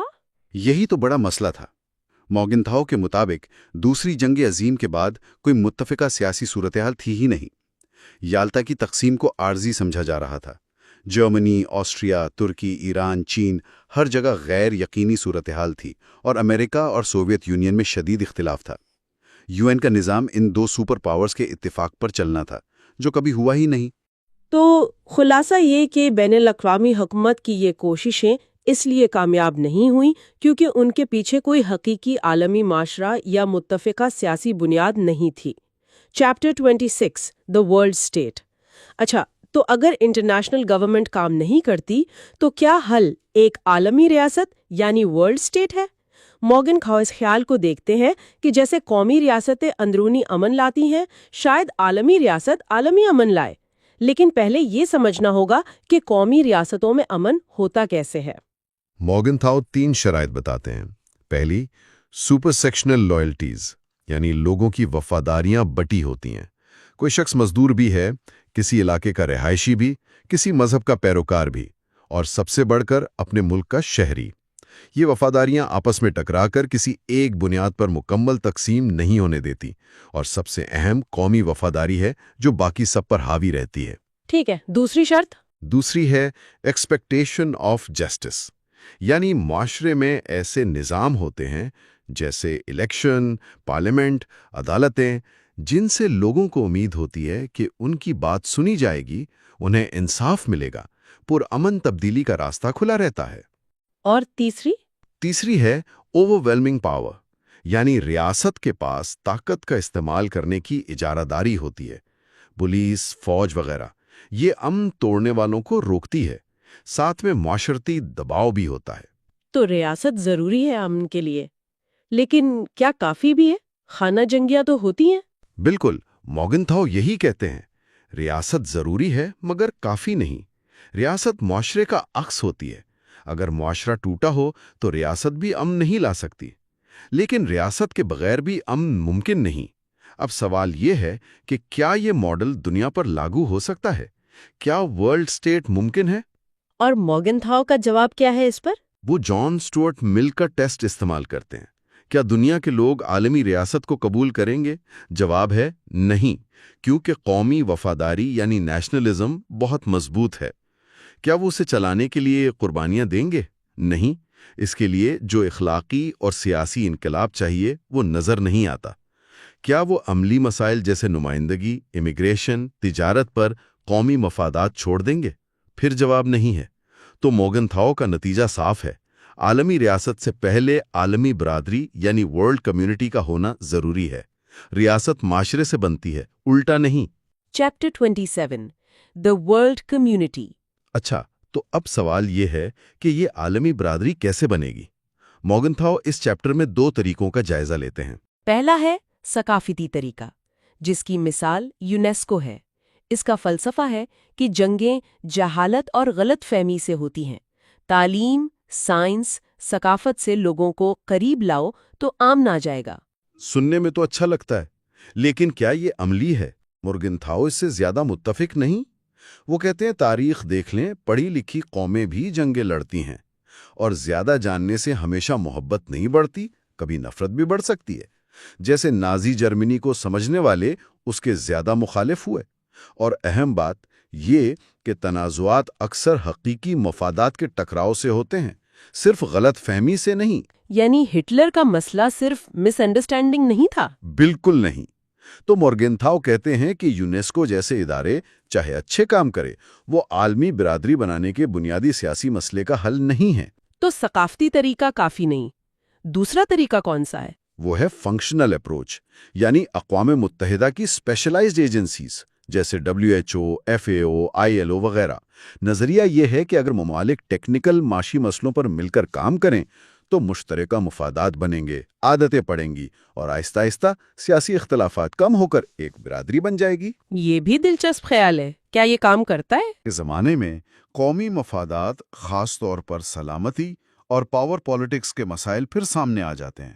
بین الاقوامی اداروں کے فائدے دور کے لگتے ہیں، قومی مفاد فوری لگتا ہے۔ سر جنگ میں سوویت یونین کا ان ایجنسیوں سے دور رہنا اس کی مثال ہے۔ تو یہاں بھی نتیجہ وہی ہے کہ فنکشنل تعاون کے لیے بھی پہلے سیاسی تنازعات کم ہونا ضروری ہیں۔ برادری بنانے کے لیے مفاہمت پہلے چاہیے۔ Chapter 28 diplomacy. تو اگر بین الاقوامی حکومت، عالمی ریاست، عالمی برادری، یہ سب راستے مشکل ہیں یا ابھی ممکن نہیں، تو کیا بچا؟ یہاں مورگنتھاؤ ڈپلومیسی کی بات کرتے ہیں۔ وہ اسے تنازعات کو قابو میں رکھنے اور مفاہمت پیدا کرنے کا اہم ترین ذریعہ سمجھتے ہیں۔ جی، وہ ڈپلومیسی کے 4 بنیادی کام بتاتے ہیں۔ پہلا، اپنے مقاصد طے کرنا اور دیکھنا کہ انہیں حاصل کرنے کی طاقت ہے یا نہیں، حقیقت پسند رہنا۔ دوسرا، دوسروں کے مقاصد اور ان کی طاقت کا صحیح اندازہ لگانا۔ تیسرا، یہ دیکھنا کہ آپ کے اور ان کے مقاصد میں مطابقت ہے یا ٹکراؤ۔ اور چوتھا، صحیح ذرائع استعمال کرنا، بات چیت، سمجھوتا یا طاقت کا اشارہ۔ ان میں سے کسی بھی کام میں ناکامی امن کے لیے خطرناک ہے۔ اور ڈپلومیسی کے اوزار کیا ہیں؟ کون کرتا ہے یہ کام؟ 2 اہم اوزار ہیں۔ ایک تو دارالحکومتوں میں فورن آفیسز جو دماغ ہیں، دوسرے باہر بھیجے گئے سفارتکار ڈپلومیٹس جو آنکھیں، کان، زبان ہیں۔ سفارتکار کے 3 کام: علامتی نمائندگی، قانونی نمائندگی اور سب سے اہم سیاسی نمائندگی، یعنی معلومات لانا، تجزیہ کرنا، مذاکرات کرنا، پالیسی آگے بڑھانا۔ صحیح معلومات بہت اہم ہیں۔ Chapter 29 the future of diplomacy. آخری چیپٹر میں مورگنتھاؤ پوچھتے ہیں کہ 20ویں صدی میں ڈپلومیسی زوال کا شکار کیوں ہوئی اور کیا اسے امن کے لیے بحال کیا جا سکتا ہے؟ وہ زوال کے 5 عوامل بتاتے ہیں۔ پہلا، تیز رفتار مواصلات یعنی کمیونیکیشنز۔ اب سربراہ براہ راست بات کر لیتے ہیں، سفیر کی اہمیت کم ہو گئی۔ دوسرا، ڈپلومیسی کی قدر میں کمی، خاص طور پر خفیہ ڈپلومیسی اور پاور پالیٹکس کو برا سمجھا جانے لگا۔ ولسن کا نعرہ تھا open governance openly arrived at, یعنی سب کچھ کھلے عام ہو۔ ہاں، جو کہ مورگنتھاؤ کے خیال میں حقیقی مذاکرات کو مشکل بناتا ہے۔ تیسرا، پارلیمانی طرز کی ڈپلومیسی یعنی UN وغیرہ میں عوامی بحث اور ووٹنگ، یہ پروپیگنڈا اور محاذ آرائی بڑھاتی ہے۔ چوتھا، سپر پاورز کا کردار، امریکہ میں روایت کی کمی، سوویت یونین میں نظریاتی سختی۔ اور پانچواں، جدید عالمی سیاست کی نوعیت، سر جنگ کے دوران سخت بلاک بندی، نظریاتی جنگ، ایٹمی جنگ کا خوف۔ اس ماحول میں سمجھوتا کرنا غداری لگتا تھا، فوجی سوچ غالب آ گئی۔ یہ تو ہوئی زوال کی وجوہات، تو بحالی کیسے ہو؟ مورگنتھاؤ کیا کہتے ہیں؟ وہ کہتے ہیں پہلے تو نئی ڈپلومیسی کی خامیاں سمجھنی ہوں گی، خاص طور پر 3۔ 1، پبلسٹی، عوامی مذاکرات سمجھوتا ناممکن بناتے ہیں، لیڈر پیچھے نہیں ہٹ سکتا۔ 2، میجورٹی ڈیسیجن، بین الاقوامی اداروں میں ووٹنگ بے معنی ہے، نہ حقیقی معاشرہ ہے نہ ووٹ طاقت دکھاتے ہیں، صرف محاذ آرائی ہوتی ہے۔ 3، فریگمنٹیشن، مسائل کو ٹکڑوں میں دیکھنا، UN میں الگ الگ ایشوز پر بات ہوتی ہے، بنیادی مسئلے جیسے امریکہ روس تعلقات پر نہیں۔ تو پھر صحیح ڈپلومیسی کیا ہے؟ اس کا کیا وعدہ ہے امن کے لیے؟ مورگنتھاؤ کہتے ہیں کہ بحال شدہ ڈپلومیسی کو کچھ اصولوں پر چلنا ہوگا۔ پہلا، نظریاتی جنگ سے بچیں۔ ڈپلومیسی کا مقصد قومی مفاد کا تحفظ ہے، نظریات پھیلانا نہیں۔ دوسرا، مقاصد قومی مفاد، خاص طور پر سلامتی کی بنیاد پر ہوں اور ان کے پیچھے طاقت ہو، حقیقت پسند بنیں۔ تیسرا، دوسروں کے قومی مفادات کو سمجھیں، देखें कि क्या वो आपके मफादात से मुताबिकत रखते हैं। चौथा, इन तमाम मामलात पर समझौता करने को तैयार रहें जो आपकी सलामती के लिए गैर अहम है। हर बात पर आड़ना नहीं। और समझौता करने की भी कुछ शराइत हैं? जी, 4 हैं। पहली, बेवकत हुकूक के बजाय हकीकी फायदे को देखें। दूसरी, खुद को ऐसी पोजीशन में न डालें जहां से पीछे हटना नामुमकिन हो जाए, लचक रखें। तीसरी, कमजोर इत्तेहादियों को काबू में रखें, वो आपको जंग में न घसीट लें। चौथी, फौज को पॉलिसी का आला समझें, आका नहीं। फौजी सोच फतह शिकस्त और सिफारती सोच समझौता में फर्क है। तो मॉर्गनथाउ का आखिरी पैगाम क्या है? क्या डिप्लोमेसी से अमन आ जाएगा? नहीं, वो गारंटी नहीं देते। वो मानते हैं कि डिप्लोमेसी पहले भी नाकाम हुई है, लेकिन उनका कहना है कि जब तक दुनिया सॉवरेन स्टेट्स में बटी है, तब तक हकीकत पसंदाना, मुफादात पर मबनी और समझौते पर तैयार डिप्लोमेसी ही अमन कायम रखने का सबसे बेहतर, अगरचे नामुकम्मल जरिया है। ये शायद आलमी बरादरी की बुनियाद भी रख सकती है। वो चर्चिल का भी हवाला देते हैं कि सोवियत यूनियन से मसाइल रिवायती डिप्लोमेसी से ही हल करने की कोशिश करनी चाहिए। तो अगर हम इन सब अब्बाब का खुलासा करें तो मॉर्गनथाउ का तज्जिया ये है कि बैन-अक़वामी हुकूमत की कोशिशें नाकाम रहीं क्योंकि मुफादात टकराते थे और कोई मुत्तफ़िका बुनियाद नहीं थी। आलमी रियासत अभी मुमकिन नहीं क्योंकि आलमी बरादरी नहीं है, और आलमी बरादरी बनाने के सकाफती या फंक्शनल तरीके भी बुनियादी सियासी मसाइल हल नहीं करते। बिल्कुल। इसलिए मॉर्गनथाउ हमें हकीकत की तरफ लाते हैं। वो कहते हैं कि मौजूदा निज़ाम में जो पावर पॉलिटिक्स पर मबनी है, अमन का सबसे काबिल अमल रास्ता होशमंदी, अपने और दूसरों के मुफादात को समझने और लचकदार डिप्लोमेसी से मुफाहमत ही है। एक ऐसी डिप्लोमेसी जो नजरियाती जुनून से पाक हो और ताकत की हकीकतों को माने। ये वाकई एक बहुत ही हकीकत पसंदाना, शायद थोड़ा मायूस कुन, लेकिन बहुत गहरा तज्जिया है। मॉर्गनथाउ हमें याद दिलाते हैं कि बैनुल-अक़वामी सियासत में आइडियल्स अहम हैं, लेकिन बका के लिए हकीकत पसंदी, ताकत की समझ और मुफाहमत की सलाहियत नागुज़ीर है। शायद ये सोचने की बात है कि क्या आज की इससे भी ज़्यादा पेचीदा दुनिया में मॉर्गनथाउ की बताई हुई ये हकीकत पसंद डिप्लोमेसी ही वो वाहिद रास्ता है जो हमें बड़े तनाज़ुरात से बचा सकता है, या क्या हालात इतने बदल गए हैं कि ये खुद एक आइडियल बन चुका है?